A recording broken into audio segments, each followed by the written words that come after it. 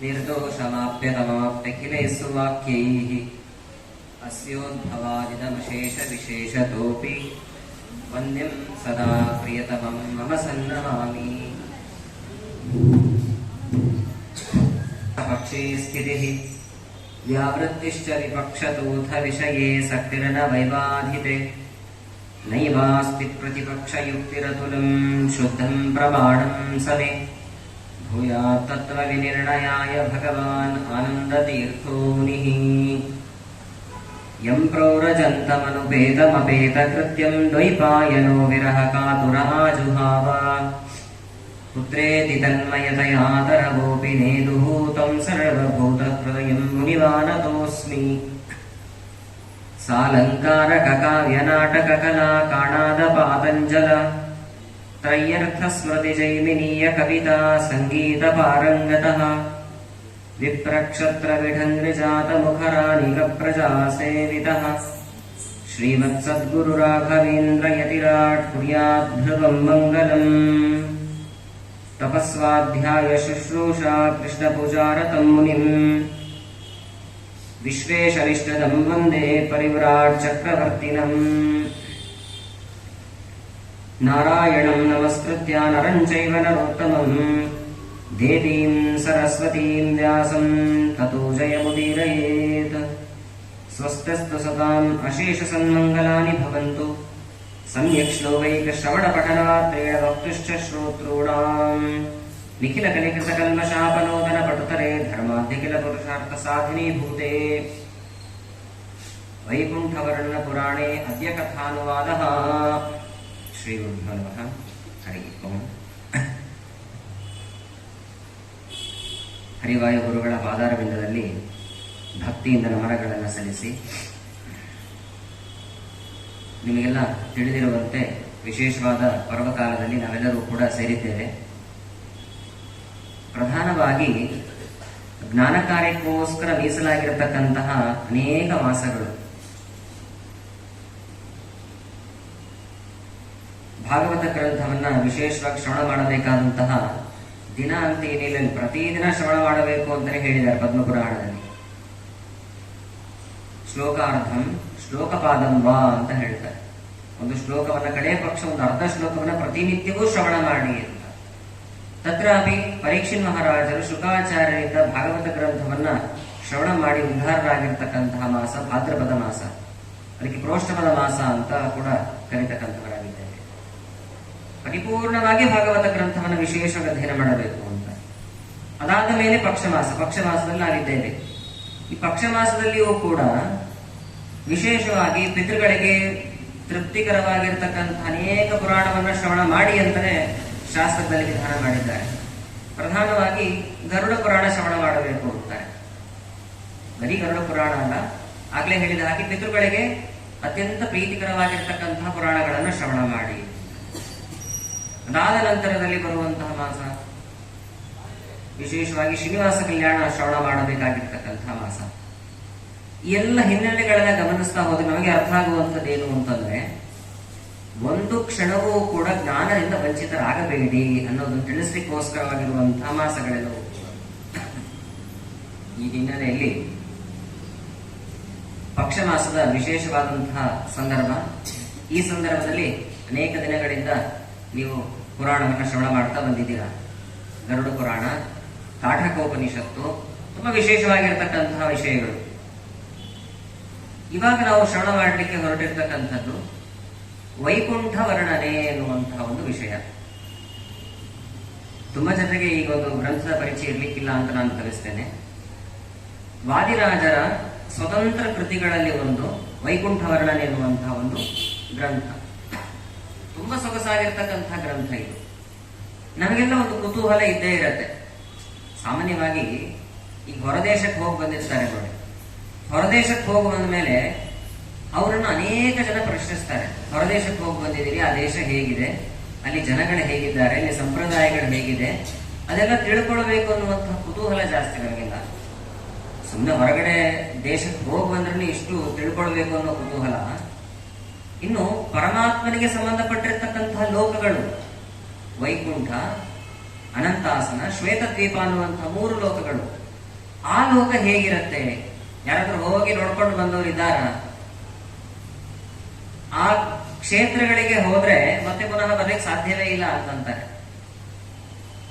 ತದ್ಧಾಮ ಪರಮಮ್ಮ, ಕೃಷ್ಣ ಗೀತೆಯಲ್ಲಿ ಹೇಳ್ತಾನೆ, ಈ ಒಂದು ಪ್ರದೇಶಕ್ಕೆ ಎಲ್ಲರೂ ಕೂಡ ಬರುವಂತಹ ಪ್ರಯತ್ನ ಮಾಡಬೇಕು. ಎಂತಹ ಪ್ರದೇಶ ಇದು ಅಂತಂದ್ರೆ, ಇಲ್ಲಿಗೆ ಬಂದ್ರೆ ಮತ್ತೆ ಪುನಃ ಭೂಮಿಯಲ್ಲಿ ಹೋಗ್ಲಿಕ್ಕೆ ಆಗಲ್ಲ, ಅಂತಹ ಒಂದು ಪ್ರದೇಶ ಇದು ಅಂತ ದೇವರು ಹೇಳ್ತಾನೆ. ಹಾಗಾದ್ರೆ ಅಲ್ಲಿ ಹೋದವರು ಮತ್ತೆ ಬರೋದಿಲ್ಲ. ಇಲ್ಲಿ ಆ ಪ್ರದೇಶ ಹೇಗಿದೆ ಅಂತ ತಿಳ್ಕೊಳ್ಬೇಕು ಅನ್ನೋ ಕುತೂಹಲ ಅಂತೂ ನಿಮಗೆ ಇದ್ದೇ ಇದೆ. ಹಾಗಾದ್ರೆ ಯಾರು ತಿಳಿಸ್ಬೇಕು? ನಮಗೆ ಅಪರೋಕ್ಷ ಜ್ಞಾನಿಗಳು ತಿಳಿಸ್ಬೇಕು. ಹಾಗಾಗಿ ಅದು ನಾನು ತಿಳಿಸ್ತೇನೆ ಅಂತ ವಾದಿರಾಜರು ಹೊರಟು ತುಂಬಾ ಅದ್ಭುತವಾಗಿರ್ತಕ್ಕಂತಹ ಗ್ರಂಥವನ್ನು ನಮಗಾಗಿ ಕೊಟ್ಟಿದ್ದಾರೆ. ವೈಕುಂಠ ವರ್ಣನೆ. ವೈಕುಂಠ ವರ್ಣನೆ ಅಂತ ಕೇಳಿದ ಕೂಡಲೇ ನಮ್ಮ ತಲೆಗೆ ಬರುವಂತದ್ದೇನು ಅಂತಂದ್ರೆ, ಮೋಕ್ಷಕ್ಕೆ ಸಂಬಂಧಪಟ್ಟಿರ್ತಕ್ಕಂತಹ ಒಂದು ಲೋಕ ಹೇಗಿದೆ, ಆ ಲೋಕಕ್ಕೆ ಹೋಗುವಾಗ ಹೀಗೆಲ್ಲ ಪ್ರಯತ್ನವನ್ನ ಪಡಬೇಕು, ಯಾರೆಲ್ಲ ಹೋಗ್ತಾರೆ, ಅಲ್ಲಿರುವಂತಹ ಭೂಪ್ರದೇಶಗಳೆಲ್ಲ ಹೇಗಿದೆ ಅಂತ ಇಷ್ಟು ಮಾತ್ರ ತಿಳಿಸ್ತಾರೆ ಅಂತ ಅಂದ್ಕೊಳ್ತೀವಿ. ಆದ್ರೆ ಕೇವಲ ಬರೀ ಮೋಕ್ಷದ ಬಗ್ಗೆ ತಿಳಿಸ್ಕೊಡೋದಷ್ಟೇ ಅಲ್ಲದೇನೆ ಈ ಒಂದು ಗ್ರಂಥದಲ್ಲಿ ಮೋಕ್ಷದ ಬಗ್ಗೆಯೂ ವಿಶೇಷವಾಗಿ ತಿಳಿಸಿದ್ದಾರೆ. ಜೊತೆಗೆ ಲಯದ ಬಗ್ಗೆ ತಿಳಿಸಿಕೊಟ್ಟಿದ್ದಾರೆ. ಮೋಕ್ಷ ಸಂಧಿ ಅಂತ ಒಂದು ಪ್ರಕರಣ ಇದೆ, ಲಯ ಸಂಧಿ ಅಂತ ಒಂದು ಪ್ರಕರಣ, ಸೃಷ್ಟಿ ಸಂಧಿ ಹಾಗೂ ಸ್ಥಿತಿ ಸಂಧಿ, ಈ 4 ಸಂಧಿಗಳನ್ನ ಒಳಗೊಂಡಂತಹ ಈ ಒಂದು ಕೃತಿಗೆ, ಮೇರು ಕೃತಿಗೆ ವೈಕುಂಠ ವರ್ಣನೆ ಎನ್ನುವಂತ ಹೆಸರನ್ನ ರಾಜರು ಕೊಟ್ಟಿರ್ತಕ್ಕಂಥವರಾಗಿದ್ದಾರೆ. ಹಾಗಾಗಿ ತುಂಬಾ ಉತ್ಕೃಷ್ಟವಾಗಿರ್ತಕ್ಕಂತಹ ಗ್ರಂಥ. ಕೇವಲ ಇದು ಮೋಕ್ಷ ವರ್ಣನೆ ಅಥವಾ ವೈಕುಂಠ ವರ್ಣನೆ ಅನ್ನುವಂತ ಹೆಸರನ್ನು ಯಾಕೆ ಪಾತ್ರ ಪಡ್ಕೊಳ್ತು ಅಂತಂದ್ರೆ, ಆ ಮೋಕ್ಷ ವರ್ಣನೆ ಹೆಚ್ಚು ಭಾಗ ತುಂಬಿಸಿದ್ದಾರೆ. ಆ ಒಂದು ಕಾರಣದಿಂದಾಗಿ ಈ ಒಂದು ಗ್ರಂಥಕ್ಕೆ ವೈಕುಂಠ ವರ್ಣನೆ ಎನ್ನುವಂತ ಹೆಸರನ್ನು ಕೊಟ್ಟಿದ್ದಾರೆ. ಈ ವೈಕುಂಠ ವರ್ಣನೆಯನ್ನು ಶ್ರವಣ ಮಾಡಬೇಕು ಅಂತ ನಾವು ದೀಕ್ಷೆ ತೊಟ್ಟಿದ್ದೇವೆ. ದೀಕ್ಷೆ ತೊಡೋದಕ್ಕಿಂತ ಮೊದಲು ತಲೆಗೆ ನಾವು ಇಟ್ಕೊಳ್ಬೇಕಾದಂತಹ ವಿಷಯ ಏನು ಅಂತಂದ್ರೆ, ಇದರಲ್ಲಿ ಯಾವುದೇ ವಿಧವಾಗಿರ್ತಕ್ಕಂತಹ ಕಥೆಗಳು ಬರೋದಿಲ್ಲ. ಮೊದಲು ನಾವು ಇದನ್ನ ತಲೆಯಲ್ಲಿ ಇಟ್ಕೊಳ್ಬೇಕು. ಯಾಕೆಂದ್ರೆ ಜನ ಎಲ್ಲ ಅಪೇಕ್ಷೆ ಪಡೋದೇನು ಅಂದ್ರೆ, ವಿಶೇಷ ಮನೋರಂಜನೆ ಇರಬೇಕು, ಅನೇಕ ಕಥೆಗಳೆಲ್ಲ ಒಳಗೊಂಡಿರಬೇಕು ಅನ್ನುವಂಥದ್ದನ್ನ ನಾವು ಹೆಚ್ಚು ಅಪೇಕ್ಷೆ ಪಡ್ತೀವಿ. ಆದ್ರೆ ರಾಜರು ಸ್ಪಷ್ಟವಾಗಿ ಹೇಳ್ತಾರೆ, ಇದರಲ್ಲಿ ಒಂದಂಶದಷ್ಟು ಕೂಡ ನೀವು ಕಥೆಯನ್ನ ಗಮನಿಸೋದಿಲ್ಲ ಅಂತ. ಆದ್ರೆ ಕಥೆಗಳಿಗೆ ಸಂಬಂಧಪಟ್ಟಿರ್ತಕ್ಕಂತಹ ಗೊಂದಲಗಳನ್ನ ತೆರೆ ಎಳಿತಾರೆ. ಅನೇಕ ಗೊಂದಲಗಳೆಲ್ಲ ಬರುತ್ತೆ. ಗೊಂದಲಗಳನ್ನು ತಾವೇ ಪ್ರಶ್ನಿಸಿಕೊಂಡು ಅದಕ್ಕೆ ಇಷ್ಟು ಉತ್ತರ ಅಂತ ರಾಜರೇ ಕೊಡ್ತಾ ಹೋಗ್ತಾರೆ. ಆದ್ರೆ ಕಥೆಗಳಂತೂ ಬರೋದಿಲ್ಲ ಅಂತ ಸ್ಪಷ್ಟವಾಗಿ ಹೇಳಿಬಿಡ್ತಾರೆ. ಅದಕ್ಕೆ ಈ ಒಂದು ವೈಕುಂಠ ವರ್ಣನೆ ಎನ್ನುವಂತಹ ಏನು ಗ್ರಂಥ ಇದೆ, ಈ ಗ್ರಂಥಕ್ಕೆ ಇನ್ನೊಂದು ಹೆಸರನ್ನು ಕೂಡ ಕೊಟ್ಟಿದ್ದಾರೆ, ತತ್ವಸಾರ ಅಂತ ಕೂಡ ಹೆಸರಿದೆ. ಉಪನ್ಯಾಸ ಆದ್ಮೇಲೆ ಮನೆಗೆ ಹೋದಾಗ ಏನು ಉಪನ್ಯಾಸ ಇತ್ತು ಇವತ್ತು ಅಂತ ಕೇಳಿದ್ರೆ, ತತ್ವಸಾರ ಅಂತ ಹೇಳಿದ್ರೆ ವೈಕುಂಠ ವರ್ಣನೆ ಉಪನ್ಯಾಸ ಇತ್ತು ಅಂತ ಅರ್ಥ ಆಗತ್ತೆ. ಹಾಗಾದ್ರೆ ವೈಕುಂಠ ವರ್ಣನೆ ಬೇರೆ ಅಲ್ಲ, ತತ್ವಸಾರ ಬೇರೆ ಅಲ್ಲ ಅಂತ ಸ್ಪಷ್ಟವಾಗಿ ತಿಳಿಯುತ್ತೆ. ಆರಂಭದಲ್ಲಿ, ಗ್ರಂಥದ ಆರಂಭದಲ್ಲಿ ರಾಜರು ಅದೇ ಹೆಸರನ್ನೇ ತೆಗೆದುಕೊಂಡು ಆರಂಭವನ್ನು ಮಾಡ್ತಾರೆ. ಎಷ್ಟು ಸೊಗಸಾಗಿ ಆರಂಭ ಮಾಡ್ತಾ ಇದ್ದಾರೆ. ತತ್ವಸಾರದ ಸೊಬಗ ಧರೆಯೊಳು ವಿಸ್ತರಿಸಬೇಕೆಂದು ಮುನಿಕುಲ ರತ್ನ ಶ್ರೀ ಗುರು ವಾದಿರಾಜನು ಶ್ರುತಿ ಪುರಾಣಗಳ ಮೊತ್ತವನ್ನು ನೆರೆ ಮಥಿಸಿ ಮೇಲನ ಮುಕ್ತಿ ಸೃಷ್ಟಿ ಸ್ಥಿತಿ ಲಯಗಳ ನರ್ತಿಯಲ್ಲಿ ಬಣ್ಣಿಸಿದ ಕಥೆಯನ್ನು ಕೇಳಿ ಸಜ್ಜನರು ಅಂತ ಆರಂಭ ಮಾಡ್ತಾ ಇದ್ದಾರೆ. ರಾಜರು ಈ ಒಂದು ಗ್ರಂಥವನ್ನು ಆರಂಭ ಮಾಡೋಕ್ಕಿಂತ ಮೊದಲು ಹೇಳ್ತಾ ಇದ್ದಾರೆ, ಈ ಒಂದು ಗ್ರಂಥಕ್ಕೆ ತತ್ವಸಾರ ಅಂತ ಹೆಸರಿದೆ. ತತ್ವಸಾರ, ತತ್ವ ಅಂದ್ರೆ ಏನು ಅಂತ ಮೊದಲು ತಿಳ್ಕೊಳ್ಳಬೇಕು. ನಿಜವಾದ ಸಿದ್ಧಾಂತ ಏನಿದೆ, ಮಧ್ವಾಚಾರ್ಯರ ಸಿದ್ಧಾಂತ, ಅದಕ್ಕೆ ತತ್ವ ಸಿದ್ಧಾಂತ ಅಂತ ಹೆಸರಿದೆ. ತತ್ವ ಸಿದ್ಧಾಂತ. ಯೋ ವಿಪ್ರಲಂಭ ವಿಪರೀತ ಮತಿ ಪ್ರಭೂತಾನ್ ವಾದಾನ್ ನಿರಸ್ಯ ಕೃತವಾನ್ ಭುವಿ ತತ್ವವಾದಂ. ನೋಡಿ, ವಾದಾನ್ ನಿರಸ್ಯ, ಎಲ್ಲ ವಾದಿಗಳನ್ನ, ಕುವಾದಿಗಳು ಅಂತೇನಿದ್ರೆ ಆ ಎಲ್ಲ ವಾದಿಗಳನ್ನ ಸೋಲಿಸಿ ಭುವಿ ತತ್ವವಾದಂ ಕೃತವಾನ್, ಭೂಮಿಯಲ್ಲಿ ತತ್ವವಾದವನ್ನ ಸೃಷ್ಟಿ ಮಾಡಿದರು ಅಂತ ಕೇಳ್ತೇವೆ. ಅಂದ್ರೆ ಮಧ್ವಾಚಾರ್ಯರ ಸಿದ್ಧಾಂತ ಏನಿದೆ ಅದು ತತ್ವ ಸಿದ್ಧಾಂತ. ಈ ಒಂದು ಹಿನ್ನೆಲೆಯಲ್ಲಿ ಈ ಪೇಜಾವರ ಮಠದ ಮಾಸಪತ್ರಿಕೆ ಅಂತ ಏನು ಬರುತ್ತೆ, ಅದಕ್ಕೆ ತತ್ವವಾದ ಅಂತ ಹೆಸರಿಟ್ರು. ಯಾಕೆ ತತ್ವವಾದ ಅಂತ ಹೆಸರಿಟ್ರು ಅಂದ್ರೆ, ಆಚಾರ್ಯ ಮಧ್ವ ನಿಜವಾದಂತಹ ಸಿದ್ಧಾಂತ, ನಿಜವಾದಂತಹ ವಾದ ಏನು ಅಂದ್ರೆ ತತ್ವವಾದ ಅಂತ. ಹಾಗಾದ್ರೆ ತತ್ವ ತತ್ವ ಅಂದ್ರೇನು, ನಿಜವಾದಂತಹ ಶಾಸ್ತ್ರಗಳ ಸಾರ ಏನು ಅದು ಅಂತ ಅರ್ಥ ಆಗತ್ತೆ. ಶಾಸ್ತ್ರಗಳ ಸಾರ ಅಂದ್ರೆ ಪರಮಾತ್ಮನಿಗೆ ಸಂಬಂಧಪಟ್ಟಿರುವಂತಹದ್ದೇ. ಅದನ್ನೆಲ್ಲ ಮಥಿಸಿ ಶಾಸ್ತ್ರಗಳಲ್ಲಿ ಏನೇನ್ ಹೇಳಿದಾರೋ ಅದನ್ನೆಲ್ಲ ಚೆನ್ನಾಗಿ ಮಥನ ಮಾಡಿ ಏನ್ ಹೇಳಿದ್ದಾರೆ ಅದನ್ನ ನಾನು ಕೊಡ್ಲಿಕ್ಕೆ ಹೊರಟಿದ್ದೇನೆ ಅಂತ ರಾಜರು ಹೇಳ್ತಾ ಇದ್ದಾರೆ. ತತ್ವಸಾರದ ಸೊಬಗ ಧರೆಯೊಳು ವಿಸ್ತರಿಸಬೇಕೆಂದು. ತತ್ವಸಾರ ಏನಿದೆ, ವೇದಗಳಲ್ಲಿ ಏನ್ ಹೇಳಿದ್ದಾರೆ, ಪುರಾಣಗಳಲ್ಲಿ ಏನ್ ಹೇಳಿದ್ದಾರೆ ಅದನ್ನೆಲ್ಲ ಮಥನ ಮಾಡಿ ಅದನ್ನ ಲೋಕದಲ್ಲೆಲ್ಲ ಪ್ರಚಾರ ಮಾಡಬೇಕು ಅಂತ ಹೊರಟಿದ್ದೇನೆ, ನಾನು ವಿಸ್ತರಿಸಬೇಕು ಅಂತ ಹೊರಟಿದ್ದೇನೆ. ಯಾರು ಹೊರಟಿರ್ತಕ್ಕಂಥವ್ರು? ಮುನಿಕುಲ ರತ್ನ ಶ್ರೀ ಗುರು ವಾದಿರಾಜರು. ವಾದಿರಾಜ ಈ ಒಂದು ಕೆಲಸವನ್ನ ಮಾಡ್ತಾ ಇದ್ದಾರೆ. ಎಷ್ಟು ದೊಡ್ಡ ಉಪಕಾರ ಮಾಡ್ತಿದ್ದಾರೆ ಅಂತ ನಾವೆಲ್ಲ ರಾಜರನ್ನ ಸ್ಮರಣೆ ಮಾಡಬೇಕು. ಯಾಕೆಂದ್ರೆ ವೇದದಲ್ಲಿ ಏನ್ ಹೇಳಿದ್ದಾರೆ ಅರ್ಥನೇ ಆಗೋದಿಲ್ಲ. ಪೂರ್ವ ಪಕ್ಷಿಗಳು ಖಂಡನೆ ಮಾಡುವಾಗ ವೇದಗಳು ಪ್ರಮಾಣ ಅಲ್ಲ ಅಂತ ಚೆನ್ನಾಗಿ ಖಂಡನೆ ಮಾಡ್ತಾ ಹೋಗ್ತಾರೆ ಅವರು. ಅವಾಗ ಹೇಳುವಾಗ ಏನ್ ಹೇಳ್ತಾರೆ ಅಂತಂದ್ರೆ ವೇದಗಳಿಗೆ ಅರ್ಥನೇ ಇಲ್ಲ. ಶೃಣ್ಯೇವ ನಿರ್ಜರಿ ಭರ್ಜರಿ ಅನ್ನುವಂತಹ ಮಾತುಗಳೆಲ್ಲ ಇದೆ. ಇದಕ್ಕೇನು ಅರ್ಥವನ್ನು ಮಾಡಬೇಕು? ಇನ್ನು ಋಕ್ಷಾಕೆ ಯಜುಷಾಕೆ ಅಂತ ಇದೆ, ಹೇಳಿರುವಂತಹ ವಿಷಯವನ್ನೇ ಹೇಳುತ್ತೆ. ಋಗ್ವೇದದಲ್ಲಿರುವಂತಹ ಮಂತ್ರಗಳನ್ನೇ ಯಜುರ್ವೇದದಲ್ಲಿ ಗಮನಿಸ್ತೇವೆ ನಾವು. ಪುರುಷ ಸೂಕ್ತವನ್ನ ತೆಗೆದುಕೊಂಡ್ರೆ ಅದೇ ಅಕ್ಷರಗಳೇ, ಉದಾತ್ತನದತ್ತ ವ್ಯತ್ಯಾಸ ಆಗತ್ತೆ ಬಿಟ್ರೆ ಅದೇ ಮಂತ್ರಗಳೇ ಇರೋದು. ಹೇಳಿದ್ದೆ ವಿಷಯವನ್ನು ಹೇಳಿದ್ರೆ ಪೌನರುಕ್ತಿ ದೋಷ ಬರುತ್ತೆ. ಹಾಗಾಗಿ ವೇದ ಎಲ್ಲ ಅಪ್ರಮಾಣ ಅಂತ ಖಂಡನೆ ಮಾಡಿಬಿಡ್ತಾರೆ. ಉನ್ಮತ್ತನ ಮಾತಿನಂತೆ ದೃಷ್ಟಾಂತ ಕೊಡ್ತಾರೆ ಅವರು. ಉನ್ಮತ್ತ ಅಂದ್ರೆ ಹುಚ್ಚ ಅಂತ ಅರ್ಥ. ಹುಚ್ಚ ಮಾತಾಡಿದ್ದೇ ಮಾತಾಡ್ತಿರ್ತಾನೆ, ಅವನ ಮಾತಿಗೆ ಯಾರು ಬೆಲೆ ಕೊಡೋದಿಲ್ಲ. ಹಾಗೆ ವೇದ ಉನ್ಮತ್ತನ ಮಾತಿನಂತೆ ಅಪ್ರಮಾಣ. ಮತ್ತು ವೇದದಲ್ಲಿ ಏನ್ ಹೇಳಿದ್ರೆ ಅರ್ಥನೇ ಆಗೋದಿಲ್ಲ ನಮಗೆ. ಅದಕ್ಕೆ ವೇದವನ್ನ ಚೆನ್ನಾಗಿ ಬಲ್ಲಂತಹ ಜ್ಞಾನಿಗಳು ಬರಬೇಕು. ಜ್ಞಾನಿಗಳು ಬಂದು ಅಲ್ಲಿರುವಂತಹ ಸಾರ ಭಾಗವನ್ನ ತೆರೆದುಕೊಳ್ಳಬೇಕು ನಮಗೆ. ಆ ಕೆಲಸವನ್ನ ರಾಜರು ಮಾಡ್ತಾ ಇದ್ದಾರೆ ಇವಾಗ. ಅದನ್ನೇ ಹೇಳ್ತಾ ಇದ್ದಾರೆ ನೋಡಿ. ಶ್ರುತಿ ಪುರಾಣಗಳ ಮೊತ್ತವನ್ನು ನೆರೆ ಮಥಿಸಿ ಮೇಲಣ ಮುಕ್ತಿ ಸೃಷ್ಟಿ ಸ್ಥಿತಿ ಲಯಂಗಳ ನರ್ತಿಯಲ್ಲಿ ಬಣ್ಣಿಸಿದ ಕಥೆಯನ್ನು ಕೇಳಿ ಸಜ್ಜನರು. ವೇದಗಳಲ್ಲಿ ಪುರಾಣಗಳಲ್ಲಿ ಏನಿದೆ ಅದೆಲ್ಲ ಚೆನ್ನಾಗಿ ಮಥನವನ್ನ ಮಾಡಿ 4 ವಿಷಯವನ್ನ ಹೆಕ್ಕಿ ತೆಗೆದು ನಿಮಗೆ ಕೊಡ್ತಾ ಇದ್ದೇನೆ ಅಂತ ಇದ್ದಾರೆ. ಏನು ವಿಷಯ ತೆಗಿತಾ ಇದ್ದಾರೆ? ಮುಕ್ತಿ, ಸೃಷ್ಟಿ, ಸ್ಥಿತಿ, ಲಯ. ಈ 4 ವಿಷಯಗಳನ್ನು ನಾನು ವಿಸ್ತಾರವಾಗಿ ಹೇಳ್ತಾ ಇದ್ದೀನಿ. ಭಗವದ್ ಭಕ್ತರು ಇದನ್ನ ಆದರದಿಂದ ಕೇಳ್ತಾರೆ, ಆ ನಂಬಿಕೆ ನನಗಿದೆ ಅಂತ ರಾಜರು ಹೇಳ್ತಾ ಇದ್ದಾರೆ. ಯಾಕೆ ಕೇಳಬೇಕು ನಾವು? ವೈಕುಂಠ ವರ್ಣನೆ ಶ್ರವಣ ಮಾಡಿದ್ರೆ ನನಗೇನ್ ಲಾಭ ಅಂತ ನಾವು ಪ್ರಶ್ನೆ ಮಾಡ್ತೀವಿ ಯಾವತ್ತೂ ಕೂಡ. ಅದಕ್ಕೆ ರಾಜರು ಇದನ್ನ ಶ್ರವಣ ಮಾಡಿದ್ರೆ ನನಗೇನು ಫಲ ಬರುತ್ತೆ ಅನ್ನೋದನ್ನ ಅವರೇ ತಿಳಿಸ್ಕೊಡ್ತಾ ಇದ್ದಾರೆ. ಇದು ಪುಣ್ಯ ಕಥೆ, ಲೋಕಕ್ಕಿದೆ ಮುಕುತಿಯ ಪಥ, ಇದ ಕೇಳುವವನೇ ಕೃತಾರ್ಥ, ಇದು ಸರ್ವಸಾಧನ ವಿದುಗಳಿಗೆ ಸಮ್ಮತ, ಮುದವ ನೀವುದು ಕೇಳುವ ಜನಕ್ಕೆ ಅಂತಂತಾರೆ. ಇದು ಪುಣ್ಯ ಕಥೆ. ಕಥೆ ಅಂತಂದ್ರೆ ತತ್ವ ವಿಷಯಗಳು ಅನ್ನೋ ಅಭಿಪ್ರಾಯದಲ್ಲಿ ಹೇಳಿದ್ದಾರೆ. ಇಲ್ಲಿರುವಂತಹ ವಿಷಯಗಳೆಲ್ಲ ಏನಿದೆ ಇದು ಪರಮ ಪುಣ್ಯಕರವಾಗಿರ್ತಕ್ಕಂಥದ್ದು. ಯಾರು ಇದನ್ನ ಶ್ರದ್ಧೆ ಭಕ್ತಿಯಿಂದ ಶ್ರವಣ ಮಾಡ್ತಾರೋ ಅವರಿಗೆ ಮೋಕ್ಷ ನಿಶ್ಚಿತವಾಗಿಯೂ ಕೂಡ ದೊರಕುವಂಥದ್ದು. ಮೋಕ್ಷಕ್ಕೆ ಹೋಗುವಂತಹ ಮಾರ್ಗ ಯಾವುದು ಅಂತ ಕೇಳಿದ್ರೆ ವೈಕುಂಠವರನ್ನೇ ಪಥ. ಪಥ ಅಂದ್ರೆ ದಾರಿ ಅಂತ ಅರ್ಥ. ಲೋಕಕ್ಕಿದೆ ಮುಕುತಿಯ ಪಥ, ಇದೇ ಮುಕುತಿಯ ಪಥ. ದಾರಿ ಯಾವುದು ಅಂತಂದ್ರೆ ಇದೆ. ವೈಕುಂಠ ವರ್ಣನೆಯನ್ನ ಭಕ್ತಿಯಿಂದ ಶ್ರವಣ ಮಾಡಿದ್ರೆ ಮೋಕ್ಷದ ದಾರಿ ಸಿಕ್ಕಂತೆ ಅಂತ ಅರ್ಥ ಮಾಡಿಕೊಳ್ಳಿ ಅಂತಂತಾರೆ. ವಿದುಗಳಿಗೆ ಸಮ್ಮತ. ಏನೋ ರಾಜರು ಹೇಳ್ಬಿಟ್ಟಿದ್ದಾರೆ ನಾವೇ ಶ್ರವಣ ಮಾಡಬೇಕು ಅಲ್ಲ, ಅನೇಕ ಜ್ಞಾನಿಗಳು ಇದನ್ನೆಲ್ಲ ಚೆನ್ನಾಗಿ ಅಧ್ಯಯನ ಮಾಡಿ ಮಾಡಿ ಇದನ್ನು ಒಪ್ಪಿಕೊಂಡಿರ್ತಕ್ಕಂಥವರಾಗಿದ್ದಾರೆ. ರಾಜರೇ ಹೇಳ್ತಾ ಇದ್ದಾರೆ.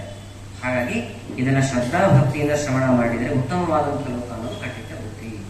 ಹಾಗಾಗಿ ಶ್ರದ್ಧಾ ಭಕ್ತಿಯಿಂದ ಶ್ರವಣ ಮಾಡ್ರಿ ಅಂತ ಆರಂಭ ಮಾಡ್ತಾ ಇದ್ದಾರೆ. ಪ್ರತಿಯೊಂದು ಗ್ರಂಥದ ಆರಂಭದಲ್ಲಿ ಮಂಗಳಾಚರಣೆಯನ್ನು ಮಾಡುವಂತಹ ಕ್ರಮ ಇದ್ದೇ ಇರುತ್ತೆ.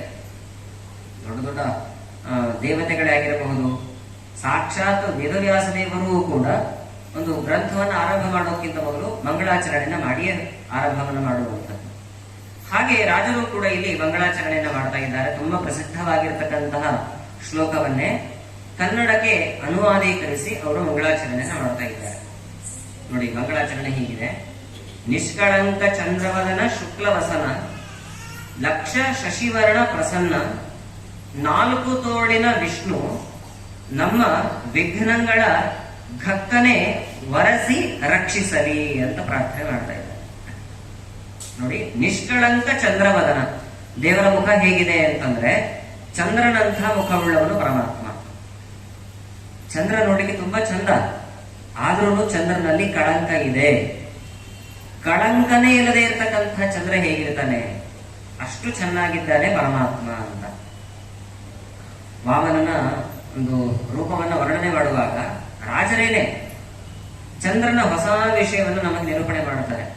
ಶೃಂಗಾರ ಪಾದನಖ ತುಂಗಾಗ್ರ ಭಿನ್ನ ಕನಕಾಂಗಾಂಡ ಪಾಟಿ ತಟಿನಿ ತುಂಗಾತಿ ಮಂಗಲ ತರಂಗಾಭಿಭೂತ ಭಜ ಕಾಂಗಾಘ ವಾಮನ ನಮಃ. ಮೀನಾಂಕ ನಿರ್ಮಲ ನಿಶಾನಾಥ ಕೋಟಿಲ ಸಮಾನಾತ್ಮ ಮೌಂಜಿ ಗುಣಕೋ ಪೀನಾಚ್ಛ ಸೂತ್ರ ಪದ ಗಾನಾಥ ಪತ್ರಕರ ಕಾನಮ್ಯ ದಂಡವರ ಭೃತ್. ದೇವರು ಹೇಗಿದ್ದಾನೆ ಅಂತ ಹೇಳುವಾಗ, ವಾಮನನ ರೂಪ ಹೇಗಿದೆ ಅಂತ ವರ್ಣಿಸುವಾಗ ಹೇಳುವಂತಹ ದೃಷ್ಟಾಂತವನ್ನೇ ಇಲ್ಲಿ ಕೊಡ್ತಾ ಇದ್ದಾರೆ. ಇಲ್ಲೇನು ವರ್ಣನೆ ಮಾಡಿದ್ದಾರೆ? ಮೀನಾಂಕ ನಿರ್ಮಲ. ಮೀನಾಂಕ ಅಂದ್ರೆ ಮನ್ಮಥ ಅಂತ ಅರ್ಥ. ಮನ್ಮಥ ನೋಡ್ಲಿಕ್ಕೆ ತುಂಬಾ ಸುಂದರ. ಒಬ್ಬ ವರ ನೋಡ್ಲಿಕ್ಕೆ ತುಂಬಾ ಚೆನ್ನಾಗಿದ್ರೆ ಜನ ಮಾತಾಡ್ಕೊಳ್ತಾರೆ, ಎಷ್ಟು ಚೆನ್ನಾಗಿದೆ ಅಂದ್ರೆ ವರ ನೋಡ್ಲಿಕ್ಕೆ ಮನ್ಮಥನಂತಾನೆ ಕಾಣ್ತಾ ಇದ್ದಾನೆ ಅಂತ. ವರ ಚೆನ್ನಾಗಿದ್ರೆ ಮನ್ಮಥನಂತೆ ಇದ್ದಾನೆ ಅಂತ. ಇನ್ನು ಮನ್ಮಥ ಎಷ್ಟು ಚೆನ್ನಾಗಿರ್ಬೇಕು? ಒಬ್ಬ ಮನ್ಮಥ ಅಲ್ಲ, ಕೋಟಿ ಮನ್ಮಥರ ರೂಪ ಅಂತ ಹೇಳ್ತಾರೆ. ಮೀನಾಂಕ ಅಂದ್ರೆ ಮನ್ಮಥ ಅಂತ ಅರ್ಥ. ಮೀನಾಂಕ ಕೋಟಿ. ಎರಡನೇ ದೃಷ್ಟಾಂತ ಯಾವುದು ಅಂತ ನಾವಿಲ್ಲಿ ಗಮನಿಸ್ತಾ ಇರುವಂತಹ ದೃಷ್ಟಾಂತ ನಿಷ್ಕಳಂಕ ಚಂದ್ರವದನ ಅಂತ. ನಿರ್ಮಲ ನಿಶಾನಾಥ ಕೋಟಿ ಅಂತಾರೆ. ನಿಶಾನಾಥ ಅಂತಂದ್ರೆ ಚಂದ್ರ ಅಂತ ಅರ್ಥ. ನಿಶಾ ಅಂದ್ರೆ ರಾತ್ರಿ, ರಾತ್ರಿ ವೇಳೆಯಲ್ಲಿ ನಾಥ. ನಾಥ ಅಂದ್ರೆ ರಾಜನಂತೆ ಖಗೋಳಿಸುವವನು ಯಾರು? ಚಂದ್ರ ಅಲ್ವಾ?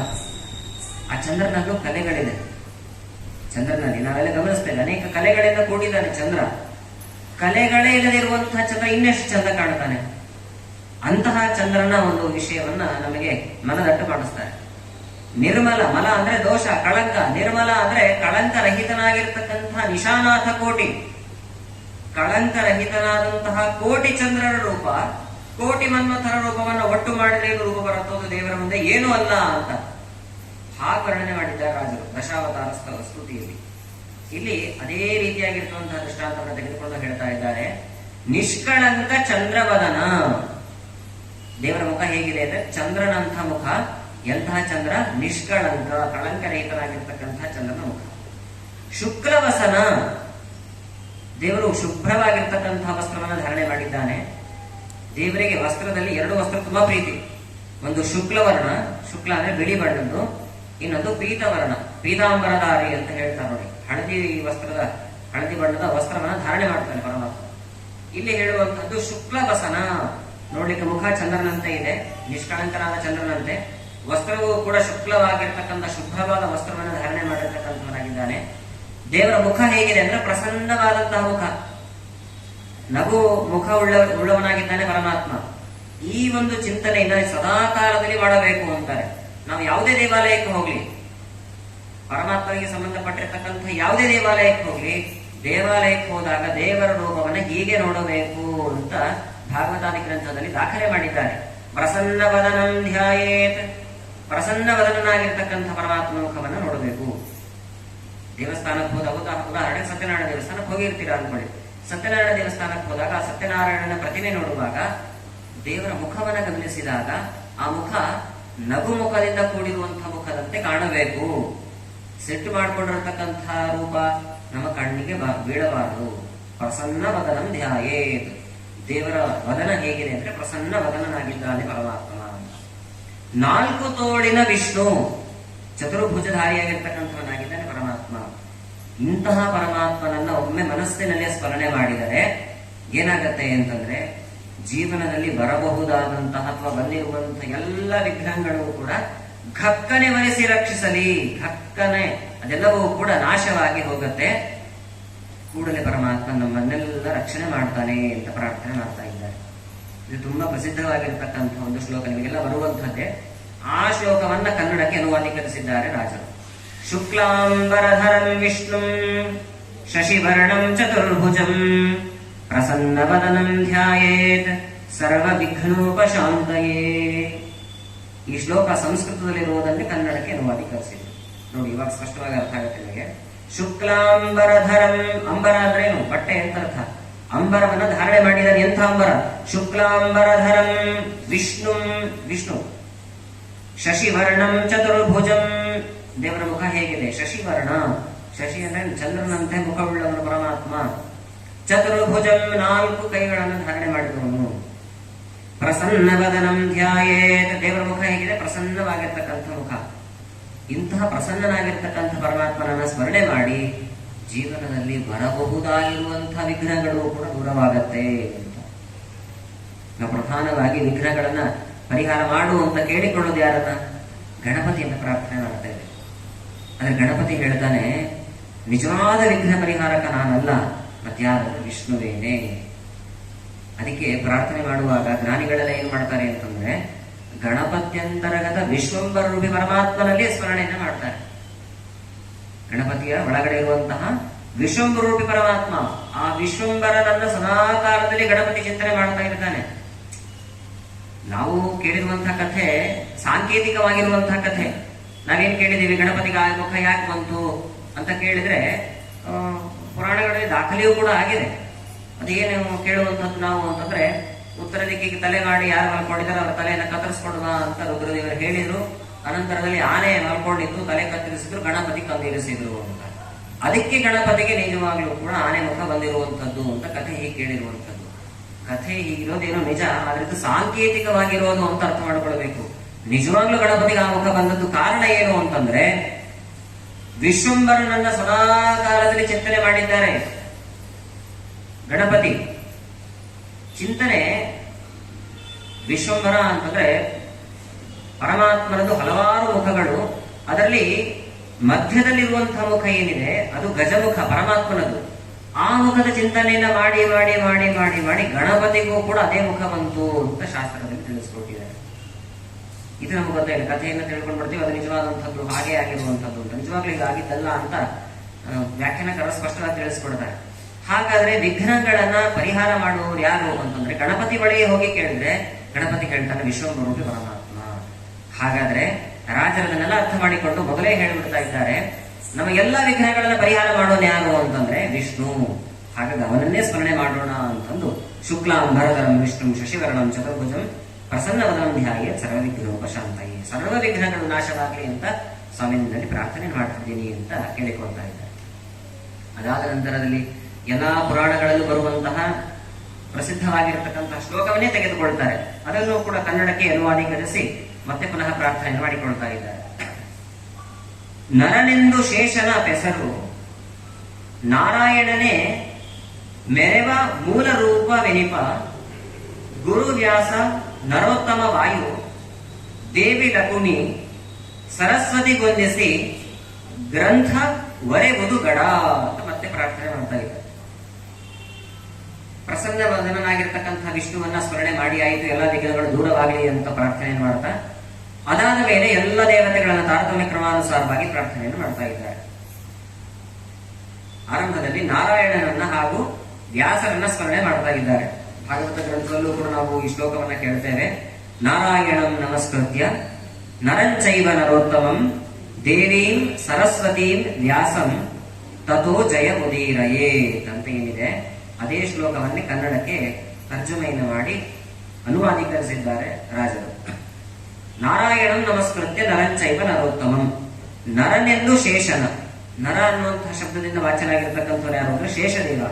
ಆ ಶೇಷದೇವರಿಗೆ ನಮಸ್ಕಾರವನ್ನು ಮಾಡಿ, ನಾರಾಯಣನೇ ಮೆರೆವ ಮೂಲ ರೂಪವೆನಿಪ, ನಾರಾಯಣನಿಗೆ ಹಾಗೂ ವ್ಯಾಸರಿಗೆ ನಮಸ್ಕಾರವನ್ನ ಮಾಡಿ, ನರೋತ್ತಮನಾಗಿರ್ತಕ್ಕಂತಹ ವಾಯುದೇವರಿಗೂ ನಮಸ್ಕಾರವನ್ನ ಮಾಡಿ, ನರಂಚೈವ ನರೋತ್ತಮಂ ದೇವೀಂ ಸರಸ್ವತೀಂ ವ್ಯಾಸಂ.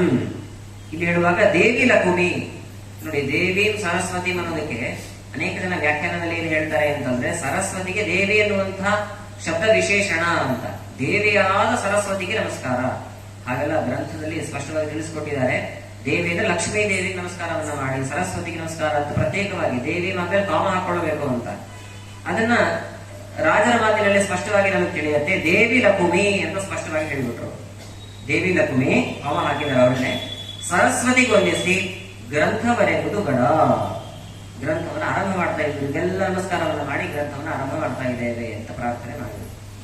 ಈ ಒಂದು ಪ್ರಶ್ನೆ ಏನು ಬರುತ್ತೆ ಅಂತಂದ್ರೆ, ನಾರಾಯಣನಿಗೆ ನಮಸ್ಕಾರವನ್ನ ಮಾಡಿ ವ್ಯಾಸರಿಗೆ ಮತ್ತೆ ಪ್ರತ್ಯೇಕವಾಗಿ ನಮಸ್ಕಾರ ಮಾಡಿದ್ದಾರೆ ಅಂತಂದ್ರೆ, ವ್ಯಾಸರು ಪರಮಾತ್ಮನ ಅವತಾರ ಅಲ್ಲ ಅನ್ನುವಂಥದ್ದು ಅನೇಕ ಜನರ ಅಭಿಪ್ರಾಯ. ವ್ಯಾಸ ಕಶ್ಚನ ಮಹರ್ಷಿ ಅಂತ ಆಕ್ಷೇಪವನ್ನು ಕೂಡ ಮಾಡ್ತಾರೆ. ವ್ಯಾಸರೇನಿದ್ದಾರೆ ದೇವರ ಅವತಾರ ಅಂತ ತಿಳ್ಕೊಳ್ಬೇಡ್ರಿ. ಸಾಮಾನ್ಯವಾಗಿ ವಾಲ್ಮೀಕಿ ಹೇಗೆ ಋಷಿಯೋ ಹಾಗೆ ವ್ಯಾಸರು ಕೂಡ ಒಬ್ಬ ಮಹರ್ಷಿ ಅಂತ ತಿಳಿಸ್ಕೊಟ್ಟಿದ್ದಾರೆ ಅನೇಕ ಜನ. ಈ ಶ್ಲೋಕದಲ್ಲಿಯೂ ಕೂಡ ಪ್ರತ್ಯೇಕವಾಗಿ ನಮಸ್ಕಾರ ಮಾಡಿರೋದು ಗಮನಿಸಿದ್ರೆ, ನಾರಾಯಣಿಗೆ ನಮಸ್ಕಾರವನ್ನ ಮಾಡಿದ್ದಾರೆ, ವ್ಯಾಸರಿಗೆ ನಮಸ್ಕಾರವನ್ನ ಮಾಡಿದ್ದಾರೆ ಅಂತಂದ್ರೆ ವ್ಯಾಸರು ನಾರಾಯಣನ ಅವತಾರ ಅಲ್ಲವೇನೋ ಅಂತ ಭಾಸವಾಗುತ್ತೆ. ನೋಡಿ, ಶ್ಲೋಕ ಹಾಗೆ ಇದೆ. ನಾರಾಯಣ ನಮಸ್ಕೃತ್ಯ ನರಂಚೈವ ನರೋತ್ತಮಂ ದೇವೀಂ ಸರಸ್ವತಿ ವ್ಯಾಸಂ. ಮೊದಲು ನಾರಾಯಣ ಅಂತ ಬಂತು, ಮತ್ತೆ ವ್ಯಾಸ ಅಂತ ಬಂತು. ನಾರಾಯಣನಿಗೆ ನಮಸ್ಕಾರವನ್ನ ಮಾಡಿ ವ್ಯಾಸರ ಮೂಲಕ ಅನ್ನೋದಾಗಿದೆ. ಮತ್ತೆ ಪ್ರತ್ಯೇಕವಾಗಿ ವ್ಯಾಸ ಅಂತ ಶಬ್ದವನ್ನ ಯಾಕೆ ತೆಗೆದುಕೊಳ್ಬೇಕಿತ್ತು? ಅಥವಾ ವ್ಯಾಸ ಅನ್ನುವಂಥ ಶಬ್ದ ಒಂದೇ ಸಾಕಿತ್ತು, ನಾರಾಯಣ ಅನ್ನುವಂಥ ಶಬ್ದ ಯಾಕೆ ಬೇಕಿತ್ತು? ಪ್ರತ್ಯೇಕವಾಗಿ ಕೊಟ್ಟಿರೋದ್ರಿಂದಾಗಿ ನಾರಾಯಣ ಬೇರೆ, ವ್ಯಾಸ ಬೇರೆ, ವ್ಯಾಸರು ಬೇರೆ ಅನ್ನುವಂತಹ ಆಕ್ಷೇಪ ಅನೇಕ ಜನ ಮಾಡ್ತಾರೆ. ಈ ಆಕ್ಷೇಪಕ್ಕೆ ಅವಕಾಶ ಇಲ್ಲ ಅಂತ ರಾಜರು ಒಂದು ಪದ್ಯವನ್ನೇ ರಚನೆ ಮಾಡ್ತಾರೆ. ಗ್ರಂಥ ಮಾಡಿದ ವೇದವ್ಯಾಸ ಮುನೀಂದ್ರನ್ನ ವೃಂದಾರಕರ ಗುರುವೆಂದು ವಂದಿಸಿತು. ಇಂದಿರೇಶನೆಂಬ ಮೂಲ ನಾರಾಯಣನ ಚಂದುಳ್ಳ ವಂದಿಸಿತು. ವೃಂದಾರಕರ ಗುರುವೆಂದು ವಂದಿಸಿತು. ವೃಂದಾರಕರು ಅಂತಂದ್ರೆ ಎಲ್ಲ ದೇವತೆಗಳು ಕೂಡ ದೇವರಿಗೆ ನಮಸ್ಕಾರವನ್ನು ಮಾಡಿದ್ರೆ, ನಾರಾಯಣನಿಗೆ ನಮಸ್ಕಾರವನ್ನು ಮಾಡಿ ವ್ಯಾಸರಿಗೆ ನಮಸ್ಕಾರ ಮಾಡುವಂತಹ ಕ್ರಮವನ್ನು ಇಟ್ಟುಕೊಂಡಿದ್ದಾರೆ. ಯಾಕೆ ಹಾಗೆ ಇಟ್ಟುಕೊಂಡಿದ್ದಾರೆ ಅಂತಂದ್ರೆ ಗ್ರಂಥ ಮಾಡಿದ ಅನ್ನೋದೇ ಕಾರಣ. ಪ್ರತಿಯೊಂದು ಗ್ರಂಥಗಳನ್ನ ಅಧ್ಯಯನ ಮಾಡ್ತಿದ್ದೀವಿ ಅಂತಂದ್ರೆ ಇದಕ್ಕೆ ವ್ಯಾಸರ ಕೊಡುಗೆ ತುಂಬಾ ವಿಶೇಷವಾಗಿರುವಂತಹದ್ದು, ಭಾರಿ ವಿಶೇಷವಾದಂತಹ ಅನುಗ್ರಹ. ಹಾಗಾಗಿ ವ್ಯಾಸರ ಪೂಜೆ ಆಗಬೇಕು ಅಂತೆಲ್ಲ ಹೇಳ್ತೇವೆ ನಾವು. ಯಾಕೆ ವ್ಯಾಸರ ಪೂಜೆ ಮೊದಲು ಮಾಡಬೇಕು ಅಂತಂದ್ರೆ, ಇವತ್ತು ಪ್ರತಿಯೊಂದು ಗ್ರಂಥಗಳನ್ನು ನಮಗಾಗಿ ಕರುಣಿಸಿರ್ತಕ್ಕಂತಹ ಮಹಾಪರಮಾತ್ಮನ ರೂಪ ಅಂದ್ರೆ ಅದು ವ್ಯಾಸರ ರೂಪ. ಇವತ್ತು ನಾವು 18 ಪುರಾಣಗಳನ್ನು ಅಧ್ಯಯನ ಮಾಡ್ಲಿಕ್ಕೆ ಹೊರಟ್ರೆ ಅಥವಾ ವೇದಗಳನ್ನ ಅಧ್ಯಯನ ಮಾಡ್ಲಿಕ್ಕೆ ಹೊರಟ್ರೆ ವ್ಯಾಸರ ಅನುಗ್ರಹ ಅನ್ನೋದು ಅವಶ್ಯವಾಗಿ ಇರಲೇಬೇಕು. ವ್ಯಾಸರ ಅನುಗ್ರಹ ಇಲ್ಲದೆ ಇದ್ರೆ ಏನೂ ಕೂಡ ನಮಗೆ ಅದು ಮನಸ್ಸಿಗೆ ನಾಟೋದೇ ಇಲ್ಲ. ಹಾಗಾಗಿ ವ್ಯಾಸರಿಗೆ ಗೋವಿಂದ ಅನ್ನುವಂಥ ಹೆಸರಿದೆ ಅಂತ ನಾರಾಯಣ ಪಂಡಿತಾಚಾರ್ಯ ಹೇಳ್ತಾರೆ ಮಧ್ವವಿಜಯ ಗ್ರಂಥದಲ್ಲಿ. ನಮಗೆ ಗೊತ್ತಿರುವಂತಹದ್ದು ಗೋವಿಂದ ಶಬ್ದವಾಚನಾಗಿರ್ತಕ್ಕಂಥವನು ಕೃಷ್ಣ, ಯಾದವ ಕೃಷ್ಣ. ಆದರೆ ವಾಸಿಷ್ಠ ಕೃಷ್ಣನಿಗೂ ಕೂಡ, ವಾಸಿಷ್ಠ ಕೃಷ್ಣ ಅಂದ್ರೆ ವ್ಯಾಸರೇನೆ, ವ್ಯಾಸರಿಗೂ ಕೂಡ ಗೋವಿಂದ ಅನ್ನುವಂಥ ಶಬ್ದ ಇದೆ ಅಂತ ಹೇಳ್ತಾರೆ. ಇವ್ರಿಗೆ ಗೋವಿಂದ ಅಂತ ಹೆಸರಿದೆ? ಇವರೇನು ಹಸುವನ್ನು ಹೋಗ ಕಾಪಾಡಿದ್ದಾರೆ ಅಂತ, ಹಸುವನ್ನು ರಕ್ಷಣೆ ಮಾಡಿಲ್ಲ ಏನ್ ಗೊತ್ತಿಲ್ಲ. ಇವ್ರಿಗೆ ಗೋವಿಂದ ಅನ್ನುವಂಥ ಹೆಸರು ಬಂತು ವ್ಯಾಸರಿಗೆ ಅಂತಂದ್ರೆ, ಗೋ ಅನ್ನೋ ಶಬ್ದಕ್ಕೆ ವೇದಗಳು ಅಂತ ಅರ್ಥವನ್ನು ಮಾಡಿದ್ದಾರೆ, ಪುರಾಣಗಳು ಅಂತ ಅರ್ಥ ಮಾಡಿದ್ದಾರೆ. ಹೀಗೆ ಗಾಂವಿಂದ ಇತಿ ಗೋವಿಂದ, ವೇದಗಳನ್ನು ಉದ್ಧಾರ ಮಾಡಿದ್ದಾರೆ, ಪುರಾಣಗಳನ್ನು ಉದ್ಧಾರ ಮಾಡಿದ್ದಾರೆ ಅನ್ನೋ ಅಭಿಪ್ರಾಯದಲ್ಲಿ ವ್ಯಾಸರನ್ನ ಗೋವಿಂದ ಅನ್ನುವಂಥ ಶಬ್ದದಿಂದ ಕರೆಯುವುದುಂಟು. ಹಾಗಾಗಿ ನಾರಾಯಣನ ನಮಸ್ಕಾರವನ್ನ ಮಾಡಿ ವ್ಯಾಸರಿಗೆ ನಮಸ್ಕಾರ ಮಾಡುವಂತ ಔಚಿತ್ಯ ಏನು ಅಂತಂದ್ರೆ, ನಾರಾಯಣ ಅಂತಂದ್ರು ಎಲ್ಲ ದೇವತೆಗಳಿಗಿಂತಲೂ ಉತ್ತಮ ಕಕ್ಷೆಯಲ್ಲಿರಲು ದೇವದೇವೋತ್ತಮ ದೇವತಾ ಸಾರ್ವಭೌಮ, ಆ ಕಾರಣದಿಂದಾಗಿ ನಾರಾಯಣನ ನಮಸ್ಕಾರ. ಇನ್ನು ಗ್ರಂಥವನ್ನು ನಾವು ಅಧ್ಯಯನ ಮಾಡ್ಲಿಕ್ಕೆ ಅಂತ ಹೊರಟಿದ್ದೀವಿ, ಶ್ರವಣ ಮಾಡಬೇಕು ಅಂತ ಹೊರಟಿದ್ದೀವಿ, ವ್ಯಾಸರ ಅನುಗ್ರಹ ಬೇಕೋ ಬೇಡವೋ ಹೇಳಿ. ಆ ಕಾರಣದಿಂದಾಗಿ ಅದನ್ನೇ ಹೇಳ್ತಾರೆ, ಗ್ರಂಥ ಮಾಡಿದ ವೇದವ್ಯಾಸ. ಈ ಕಾರಣ ಅಂಡರ್ಲೈನ್ ಮಾಡ್ಬೇಕಂದ್ರೆ, ಗ್ರಂಥ ಮಾಡಿದ್ದಾರೆ, ಗ್ರಂಥವನ್ನು ನಮಗಾಗಿ ಕರುಣಿಸಿದ್ದಾರೆ, ಈ ಕಾರಣದಿಂದಾಗಿ ವ್ಯಾಸರಿಗೆ ಒಂದು ನಮಸ್ಕಾರ ಅಂತ ಹೇಳಿದ್ದಾರೆ ಹೊರತು ನಾರಾಯಣ ಶಬ್ದವನ್ನ ಆಡಿದ್ದಾರೆ ಮತ್ತೆ ಪ್ರತ್ಯೇಕವಾಗಿ ವ್ಯಾಸ ಶಬ್ದವನ್ನ ಆಡಿದ್ದಾರೆ ಅನ್ನೋ ಕಾರಣಕ್ಕೆ ನಾರಾಯಣ ವ್ಯಾಸರ ಅವತಾರ ಅಲ್ಲ, ನಾರಾಯಣ ಅವತಾರ ವ್ಯಾಸರ ಅಲ್ಲ ಅಂತ ಹೀಗೆ ಅರ್ಥವನ್ನು ಮಾಡಬಾರದು ಅಂತ ಚೆನ್ನಾಗಿ ಖಂಡನೆಯನ್ನು ಮಾಡಿಬಿಡ್ತಾರೆ. ಲಕ್ಷ್ಮೀನಾರಾಯಣಂ ವಂದೇ ತದ್ಭಕ್ತ ಪ್ರವರೋಹಿಯಃ ಶ್ರೀಮದಾನಂದ ತೀರ್ಥಾಖ್ಯೋ ಗುರುಸ್ತಂಚನ ಮಾಮ್ಯಹಂ ಏತಾವತಾಲಂ ನನು ಸೂಚಿತೇನ ಗುಣೈರಸಾಮೇ ಅನತಿಶಾಯಿನೇ ಸ್ಯಾತ್ ಹಿತ್ವೇತರಾನ್ ಪ್ರಾರ್ಥಯತೋ ವಿಭೂತಿಃ ಯಸ್ಯಾಂಧಿರೇಣುಂ ಜುಷತೇನ ಭೀಪ್ಸೋಃ. ಪ್ರಧಾನವಾಗಿ ಲಕ್ಷ್ಮೀನಾರಾಯಣರ ಅನುಗ್ರಹ ಅಂತೂ ನಾವು ಅವಶ್ಯವಾಗಿ ಅಪೇಕ್ಷೆ ಪಡಬೇಕು ಅಂತ ರಾಜರು ಹೇಳ್ತಾ ಇದ್ದಾರೆ. ಭಾಗವತದಲ್ಲಿ ಬರುವಂತಹ ಶ್ಲೋಕವನ್ನ ದಾಖಲೆಯನ್ನ ಮಾಡಿ ಅದನ್ನ ಕನ್ನಡಕ್ಕೆ ಅನುವಾದೀಕರಿಸಿ ನಮಗೆ ಯಾಕೆ ಲಕ್ಷ್ಮೀನಾರಾಯಣರ ಅನುಗ್ರಹ ಅವಶ್ಯವಾಗಿ ಬೇಕು ಅನ್ನೋದನ್ನು ಹೇಳ್ತಾ ಇದ್ದಾರೆ. ಮಿಕ್ಕ ದೇವರುಗಳ ಲೆಕ್ಕಿಸದೆ ಲಕುಮಿ ಮನ ಉಕ್ಕಿ ಆತಗೆ ಮಾಲೆ ಇಕ್ಕಿದಳು. ಅಕ್ಕರದಿ ಲಕುಮಿ ನಾರಾಯಣಗೆ ಎರಗಿ ತದ್ಭಕ್ತ ಮಧ್ವಮುನಿಗೆ ಶರಣೆಂಬೆ.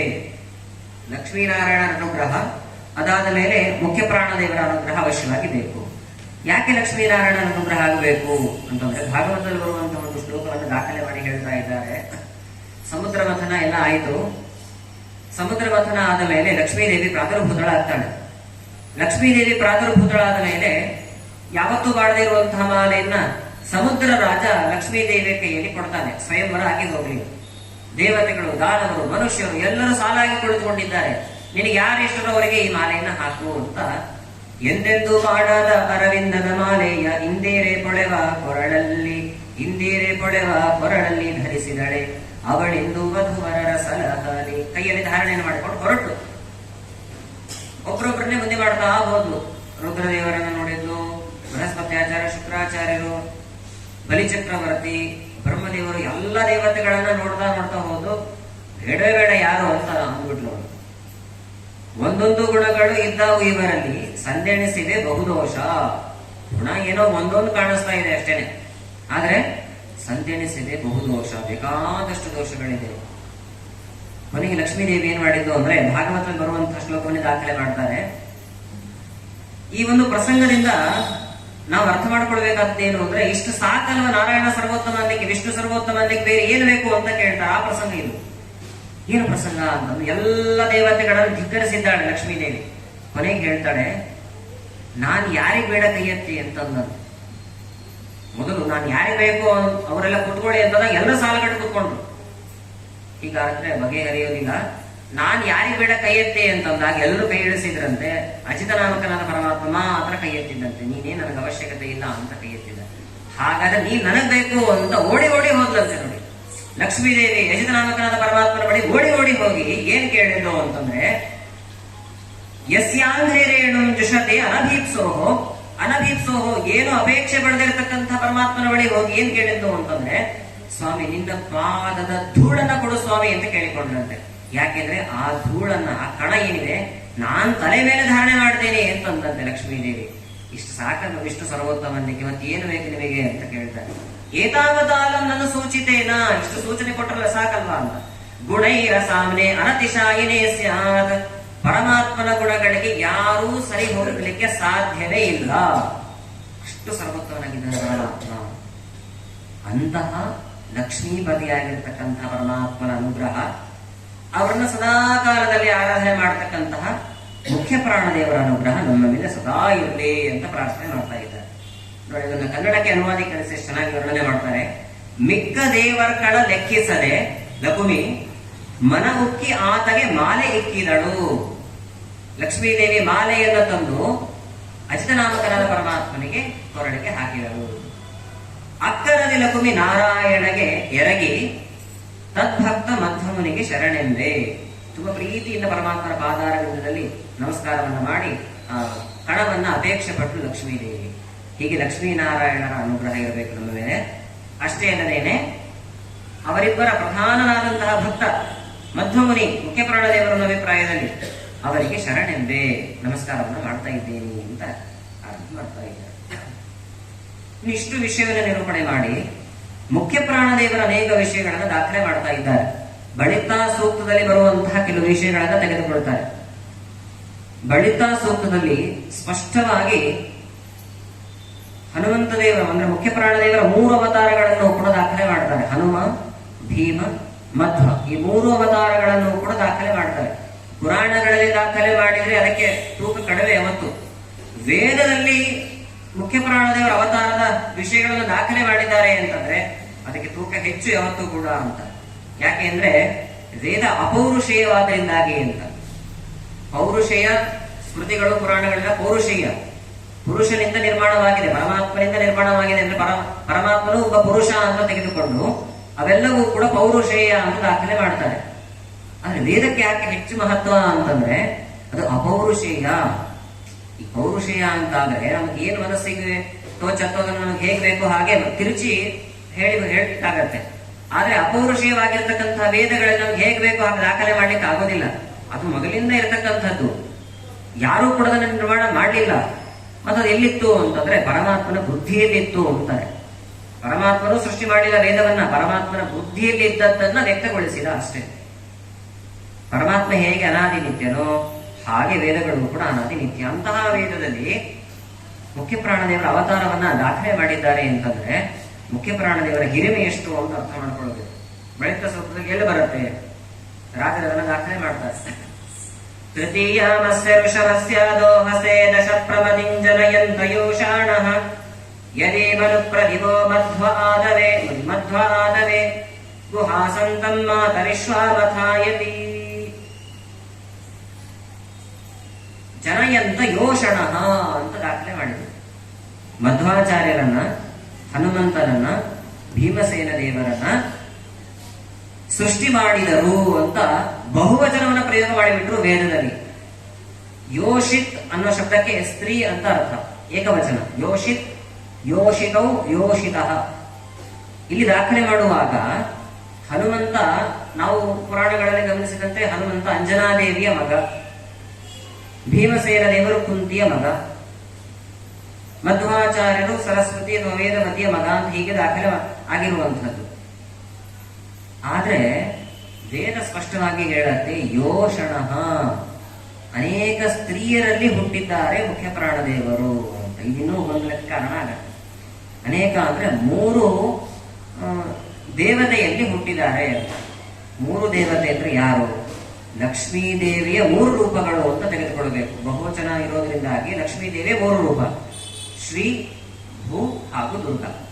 ಈ 3 ರೂಪಗಳಲ್ಲಿ ಮುಖ್ಯ ಪ್ರಾಣದೇವರ ಅವತಾರ ಮಾಡಿದ್ದೇ ಹೊರತು ಕುಂತಿಯಲ್ಲಿ, ಅಂಜನೆಯಲ್ಲಿ ಅಥವಾ ಸರಸ್ವತಿ ವೇದವತಿಯಲ್ಲಿ ಹುಟ್ಟಿದರು ಅಂತ ನಾವೇನು ಕೇಳ್ತೇವೆ ಅದೆಲ್ಲವೂ ಕೂಡ ಲೌಕಿಕವಾಗಿರುವಂತಹ ವಿಷಯವೇ ಹೊರತು ಅಲೌಕಿಕವಾಗಿರುವಂತಹ ನಿಜವಾದಂತಹ ಅಂಶ ಇಲ್ಲ ಅಂತ ರಾಜರು ಸ್ಪಷ್ಟವಾಗಿ ತಿಳಿಸಿಕೊಡ್ತಾರೆ. ಸಿರಿ ಭೂಮಿ ದುರ್ಗೆಯರು ಜ್ಞಾನಾಮೃತ ಕರೆವರೆ ಗುರು ಪೂರ್ಣಪ್ರಜ್ಞರ ಹುಟ್ಟಿಸಿದರು ಗಡ. ನರಲೋಕದ ನಾರಿಗೆ ಇವರ ಹೆರುವ ಭಾಗ್ಯ ದೊರಕದೆಂದು ಶ್ರುತಿ ಯೋಷಣವೆಂದಿತು. ಶ್ರುತಿ ಯೋಷಣ ಅಂತ ಯಾಕೆ ಹೇಳಿತು ಅಂತಂದ್ರೆ ಸಾಮಾನ್ಯರಂದ್ರೆ ಕುಂತಿ, ಅಂಜನೆ, ಸರಸ್ವತಿ ಅಥವಾ ವೇದವತಿಗೆ ಈ ಮುಖ್ಯ ಪ್ರಾಣದೇವರನ್ನ ಪ್ರಸವಿಸುವಷ್ಟು ಯೋಗ್ಯತೆ ಎಲ್ಲಿಂದ ಬರ್ಲಿಕ್ಕೆ ಸಾಧ್ಯ ಇದೆ. ಹಾಗಾಗಿ ಯೋಷಣ ಅನ್ನುವಂತಹ ಶಬ್ದವನ್ನ ವೇದ ಆಡಿರೋದ್ರಿಂದಾಗಿ ನಮಗೆ ಸ್ಪಷ್ಟವಾಗಿ ತಿಳಿಯೋದೇನು ಅಂತಂದ್ರೆ ಬಹುವಚನ ಪ್ರಯೋಗ ಇರೋದ್ರಿಂದಾಗಿ ಶ್ರೀದೇವಿ, ಭೂದೇವಿ ಹಾಗೂ ದುರ್ಗಾದೇವಿ ಈ 3 ರೂಪಗಳೇನಿದೆ, ಈ 3 ರೂಪಗಳಿಂದಲೇ ಮುಖ್ಯ ಪ್ರಾಣದೇವರು ಅವತಾರ ಮಾಡಿದ್ದು ಅಂತ ಅರ್ಥ ಮಾಡಿಕೊಳ್ಳಬೇಕು ಹೊರತು ಬೇರೆ ರೀತಿಯಾಗಿ ನಾವು ಪುರಾಣಗಳಲ್ಲಿ ಕೇಳಿದಂತೆ ನಿಜವಾಗ್ಲೂ ಅವತಾರ ಮಾಡಿರುವಂತದ್ದಲ್ಲ ತಿಳಿಸಿಕೊಡ್ತಾರೆ. ಇದಾದ ನಂತರದಲ್ಲಿ ಪ್ರಧಾನವಾಗಿ ಮೋಕ್ಷದ ವರ್ಣನೆ ಬಗ್ಗೆ ವಿಷಯವನ್ನ ದಾಖಲೆ ಮಾಡ್ತಾ ಹೋಗ್ತಾರೆ. ಈ ಮೋಕ್ಷ ಅಂದ ಕೂಡಲೇ ಯಾವ ಲೋಕ ಇದು? ನಮ್ಮ ತಲೆಗೆ ಬರೋದೇನು? ಮೋಕ್ಷ ಅಂದ್ರೆ ಇದು ವೈಕುಂಠ ಲೋಕಕ್ಕೆ ಮೋಕ್ಷ ಅಂತ ಹೇಳ್ತಾ ಇದ್ದಾರ, ಅಥವಾ ಅನಂತಾಸನ ಲೋಕಕ್ಕೆ ಮೋಕ್ಷ ಅಂತ ಹೇಳ್ತಾರ? ಶ್ವೇತ ದ್ವೀಪ ಅಂತ ಇನ್ನೊಂದು ಲೋಕ ಇದೆ, ಆ ಶ್ವೇತ ದ್ವೀಪಕ್ಕೆ ಮೋಕ್ಷ ಅಂತ ಹೇಳ್ತಾ ಇದ್ದಾರ? ಹಾಗಾದ್ರೆ ಮೋಕ್ಷ ಅನ್ನೋ ಶಬ್ದದ ಅರ್ಥ ಏನು ಅದನ್ನ ತಿಳಿಸ್ಕೊಳ್ತಾ ಹೋಗ್ತಾರೆ. ವೈಕುಂಠವೆಂಬ ಹರಿಯ ಲೋಕ ಬೊಮ್ಮನ ಲೋಕಕ್ಕಿಂತಲೂ ಮೇಲಿಹುದು. ಶೋಕರಹಿತರಾದ ಸಿದ್ಧ ಸಾಧ್ಯರಲ್ಲಿ ಬೇಕಾದ ಸುಖ ವೆನುಣುತಿಹರು, ಸುಖವನ್ನು ಎಣುತಿಹರು. ಈ ವೈಕುಂಠ ಲೋಕ ಅಂದ್ರೆ ಯಾವ ಲೋಕ? ಇದೆಲ್ಲಿರುವಂತಹದ್ದು? ಪರಮಾತ್ಮನ ಲೋಕ ವೈಕುಂಠ ಲೋಕ ಅಂತ ನಾವು ಕೇಳಿರ್ತೀವಿ. ಈ ಪರಮಾತ್ಮನ ಲೋಕ ಅಂದ ಕೂಡ ಕೇವಲ ವೈಕುಂಠ ಲೋಕ ಮಾತ್ರ ಪರಮಾತ್ಮನ ಲೋಕವ ಅಂದಾಗಿ ಅನೇಕ ಪ್ರಶ್ನೆಗಳೆಲ್ಲ ಬರಕದಲ್ಲೆಲ್ಲ ನಿಧಾನವಾಗಿ ತೆರೆದಿಡ್ತಾ ಹೋಗ್ತಾರೆ. ನೋಡಿ, ಪರಮಾತ್ಮನ ಲೋಕಗಳು ಅಂತ ಏನಿದೆ ಅದು ಪ್ರಧಾನವಾಗಿರ್ತಕ್ಕಂಥ ಲೋಕಗಳು ಅಂತ ಬಂದಾಗ 3 ಲೋಕಗಳು. ದೇವರದ್ದೇ ಮನೆ ಅಥವಾ ದೇವರದ್ದೇ ಲೋಕಗಳು. ಯಾವುದದು ಹಾಗಿದ್ರೆ ಅಂತಂದ್ರೆ ಒಂದು ವೈಕುಂಠ ಅಂತ ಕರೀತಾರೆ. ಎಲ್ಲ ದಾಖಲೆ ಮಾಡ್ತಾರೆ. ನಾವು ಇರುವಂತ ಈ ಭೂಪ್ರದೇಶದಿಂದ ಎಷ್ಟೆಲ್ಲ ದೂರ ಇದೆ ಅಂತೆಲ್ಲ ದಾಖಲೆ ಮಾಡ್ತಾರೆ. ವೈಕುಂಠ ಲೋಕ ದೇವರ ಲೋಕ. ಶ್ವೇತ ದ್ವೀಪ ಅನ್ನುವಂತಹ ಒಂದು ಲೋಕ ಇದೆ, ದೇವರಿಗೆ ಸಂಬಂಧಪಟ್ಟಿರ್ತಕ್ಕಂಥದ್ದು. ಅದು ಕೂಡ ಪರಮಾತ್ಮನಿಗೆ ಸಂಬಂಧಪಟ್ಟಂತಹ ಒಂದು ಲೋಕ. ಅದಲ್ಲೂ ಕೂಡ ಮೋಕ್ಷಕ್ಕೆ ಹೋಗುವಂತಹ ಸಾಧ್ಯತೆ ಇದೆ. ಅನಂತಾಸನ ಅಂತ ಇನ್ನೊಂದು ಲೋಕ ಇದೆ. ಈ 3 ಲೋಕಗಳು ಕೂಡ ಪರಮಾತ್ಮನಿಗೆ ಸಂಬಂಧಪಟ್ಟಿರುವಂಥದ್ದು. ಅವರವರ ಯೋಗ್ಯತಾನುಸಾರವಾಗಿ ಪರಮಾತ್ಮ ಮೋಕ್ಷವನ್ನು ಕೊಡುವಾಗ ಒಂದೊಂದು ಲೋಕಗಳಿಗೆ ಕಳಿಸ್ತಾನೆ. ಕೆಲವರನ್ನ ವೈಕುಂಠಕ್ಕೂ ಕಳಿಸಬಹುದು, ಕೆಲವರನ್ನ ಶ್ವೇತದ್ವೀಪಕ್ಕೂ ಕಳಿಸಬಹುದು, ಕೆಲವರನ್ನ ಅನಂತಾಸನಕ್ಕೂ ಕೂಡ ಕಳಿಸಬಹುದು. ಹಾಗಾದ್ರೆ ಮೋಕ್ಷಕ್ಕೆ ಹೋಗ್ತಾರೆ ಅಂತಂದ್ರೆ ಬರೀ ವೈಕುಂಠಕ್ಕೆ ಹೋಗ್ತಾರೆ ಅನ್ನುವಂತಹ ನಿಯಮ ನಾವು ಕೈ ಬಿಡಬೇಕಾಗತ್ತೆ. ಪ್ರಧಾನವಾಗಿ 3 ಲೋಕ, ದೇವರಿಗೆ ಸಂಬಂಧಪಟ್ಟಿರ್ತಕ್ಕಂಥ ಲೋಕ ಲೋಕಗಳಲ್ಲಿ ಯಾವುದಾದ್ರೂ ಒಂದು ಲೋಕಗಳಿಗೆ ಹೋಗಬಹುದು. ಹಾಗಾದ್ರೆ ಆ ಲೋಕಗಳು ಎಲ್ಲಿದೆ ಅಂತ ಪ್ರಶ್ನೆ ಬಂದಾಗ ರಾಜರು ಹೇಳ್ತಾ ಇದ್ದಾರೆ, ವೈಕುಂಠವೆಂಬ ಹರಿಯ ಲೋಕ ಬೊಮ್ಮನ ಲೋಕಕ್ಕಿಂತಲೂ ಮೇಲಿಹುದು. ಈ ವೈಕುಂಠ ಅನ್ನುವಂಥ ಲೋಕ ಏನಿದೆ, ವೈಕುಂಠ ಅನ್ನುವಂಥದ್ದು ಪರಮಾತ್ಮನ ಹೆಸರು. ಅವನು ಅಲ್ಲಿ ರಾಜ್ಯಭಾರ ಮಾಡದಿರೋದ್ರಿಂದ ಆ ಲೋಕಕ್ಕೆ ವೈಕುಂಠ ಅಂತಾನೆ ಹೆಸರಾಯಿತು. ವಿಕುಂಠ ದೇವಿಯ ಮಗನಾಗಿ ದೇವರ ಅವತಾರವನ್ನ ಮಾಡಿದ್ದಾನೆ, ಆದ್ರಿಂದ ಅವನಿಗೆ ವೈಕುಂಠ ಅಂತ ಹೆಸರು. ಆ ಪರಮಾತ್ಮನಲ್ಲಿ ರಾಜ್ಯಭಾರವನ್ನ ಮಾಡ್ತಿರೋದ್ರಿಂದ ಆ ಲೋಕಕ್ಕೆ ವೈಕುಂಠ ವೈಕುಂಠ ಅಂತ ಹೆಸರು ಬಂತು. ಹಾಗಾದ್ರೆ ಎಲ್ಲಿದೆ ಅದು ಲೋಕ ಅಂತಂದ್ರೆ ಸತ್ಯಲೋಕಕ್ಕಿಂತಲೂ ಕೂಡ ಮೇಲಿರುವುದು, ಅಥವಾ ಬೊಮ್ಮನ ಲೋಕಕ್ಕಿಂತಲೂ ಕೂಡ ಮೇಲಿರುವುದು. ಬೊಮ್ಮ ಅಂತಂದ್ರೆ ಬ್ರಹ್ಮದೇವರು, ಬ್ರಹ್ಮದೇವರ ಲೋಕಕ್ಕೆ ಸತ್ಯಲೋಕ ಅಂತ ಕರೀತಾರೆ. ಆ ಸತ್ಯಲೋಕಕ್ಕಿಂತ ಮೇಲಿರುವಂತಹ ಲೋಕ ಏನಿದೆ ಆ ಲೋಕಕ್ಕೆ ವೈಕುಂಠ ಲೋಕ ಅಂತ ಕರೀತಾರೆ ಅಂತ. ನಾವಿರುವಂತಹ ಈ ಲೋಕ ಏನಿದೆ ಭೂಲೋಕ ಅಂತ ವ್ಯವಹಾರ ಮಾಡ್ತಾ ಇದ್ದೀವಿ. ಮೇಲ್ಗಡೆ 7 ಲೋಕ ಇದೆ, ಭೂವರ್ಲೋಕ, ಸುವರ್ಲೋಕ, ಮಹರ್ಲೋಕ, ಜನೋಲೋಕ, ತಪೋಲೋಕ, ಸತ್ಯಲೋಕ. ಸತ್ಯಲೋಕದಲ್ಲಿ ಬ್ರಹ್ಮದೇವರು ರಾಜ್ಯಭಾರವನ್ನ ಮಾಡ್ತಾ ಇರುವಂಥದ್ದು. ಆ ಸತ್ಯಲೋಕಕ್ಕಿಂತಲೂ ಮೇಲೆ ಇರುವಂತಹ ಲೋಕ ಏನಿದೆ ಆ ಲೋಕಕ್ಕೇನೆ ವೈಕುಂಠ ಅಂತ ಕರೆಯುವಂಥದ್ದು. ಇನ್ನು ಅನಂತಾಸನ ಅನ್ನುವಂತಹ ಒಂದು ಲೋಕ. ಈ ಅನಂತಾಸನ ಲೋಕ ಎಲ್ಲಿರುವಂಥದ್ದು ಅಂತಂದ್ರೆ ನಾವಿರುವಂತಹ ಏನು ಭೂಪ್ರದೇಶ ಇದೆ ಈ ಭೂಪ್ರದೇಶಕ್ಕಿಂತ ತುಂಬಾ ಹತ್ತಿರದಲ್ಲಿ ಇರತಕ್ಕಂತಹ ಒಂದು ಲೋಕ ಅಂತಂದ್ರೆ ಮೋಕ್ಷದ ಲೋಕ ಅಂತಂದ್ರೆ ಇದು ಅನಂತಾಸನ ಅಂತ ಕರೀತಾರೆ. ರಾಜರು ಹೇಳುವಂಥದ್ದು 1,00,000 ಯೋಜನೆ ಮೇಲಿಕ್ಕ ಅನಂತಾಸನ ಲಕ್ಷ್ಮೀಶ ನಿಹ ಶ್ವೇತದ್ವೀಪ 1,50,000 ವೈಕುಂಠ 25 ಲಕ್ಷ 16 ಕೋಟಿಯಲ್ಲಿ ಹುದು ಅಂತ ದಾಖಲೆ ಮಾಡ್ತಾ ಇದ್ದಾರೆ. ನೋಡಿ, ಉದಾಹರಣೆ ನಾವಿಲ್ಲಿಂದ ಹೊಸಪೇಟೆಗೆ ಹೋಗ್ತಾ ಇದ್ದೇವೆ ಅಂತಂದ್ರೆ ಎಷ್ಟು ದೂರ ಆಗತ್ತೆ ಅಂತೆಲ್ಲ ವಿಚಾರ ಮಾಡ್ತೇವೆ ನಾವು. ಗೂಗಲ್ ಮ್ಯಾಪ್ ತೆಗೆದುಕೊಂಡು ಗಮನಿಸಿದಾಗ 38 ಕಿಲೋಮೀಟರ್ ಅಂತ ಬರಬಹುದು. ಅಂದ್ರೆ ಪ್ರಯಾಣ ಮಾಡುವಾಗ ಇಷ್ಟು ದೂರ ಇದೆ ನಮಗೆ ಅಂತ ಒಂದು ಅಂದಾಜು ಮಾಡಿಕೊಂಡು ಪ್ರಯಾಣವನ್ನ ಬೆಳೆಸುವವರು ನಾವು. ನೋಡಿ, ಮುಂದೆ ಭೂನಾನ್ ಜನ್ಮನಾವನ್ನೇ ಜ್ಞಾನವಾನ್ ನಾನ್ ಪ್ರಪಂಚತೆ, ತುಂಬಾ ಶತ ಕೋಟಿ ಜನ್ಮಗಳೆಲ್ಲ ಕಳೆದ ಮೇಲೆ ಯೋಗ್ಯ ಜೀವರಿಗೆ ಉತ್ತಮವಾದಂತಹ ಲೋಕ ಆಗತ್ತೆ ಅಂತ ಇದೆ. ಹಾಗಾದ್ರೆ ಆ ಲೋಕಕ್ಕೆ ಹೋಗಬೇಕು ಅಂತಂದ್ರೆ ಎಷ್ಟು ದೂರ ಪ್ರಯಾಣ ಮಾಡಬೇಕು ನಮಗೆ ಗೊತ್ತಾಗ್ಬೇಕು ಹೇಗೆ? ಅದಕ್ಕೆ ರಾಜರು ದಾಖಲೆ ಮಾಡ್ತಾ ಇದ್ದಾರೆ. ಒಂದು ವೈಕುಂಠ ಲೋಕ ಎಲ್ಲಿದೆ ಅಂತ ಹೇಳಿದ್ರು, ಬ್ರಹ್ಮದೇವರ ಲೋಕಕ್ಕಿಂತಲೂ ಮಿಗಿಲಾಗಿರ್ತಕ್ಕಂತಹ ಒಂದು ಲೋಕ. ಇನ್ನು ಅನಂತಾಸನ ಲೋಕ ಏನಿದೆ, ಈ ಅನಂತಾಸನ ಲೋಕ ನಾವಿರುವಂತಹ ಭೂಲೋಕ ಏನಿದೆ ಈ ಭೂಲೋಕಕ್ಕಿಂತಲೂ ಕೂಡ ತುಂಬಾ ಹತ್ತಿರದಲ್ಲಿ ಇರ್ತಕ್ಕಂತಹ ಒಂದು ಲೋಕ ಇದು ಅಂತಂತಾರೆ. ತುಂಬಾ ಹತ್ತಿರದಲ್ಲಿ ಇರ್ತಕ್ಕಂತಹ ಒಂದು ಲೋಕ.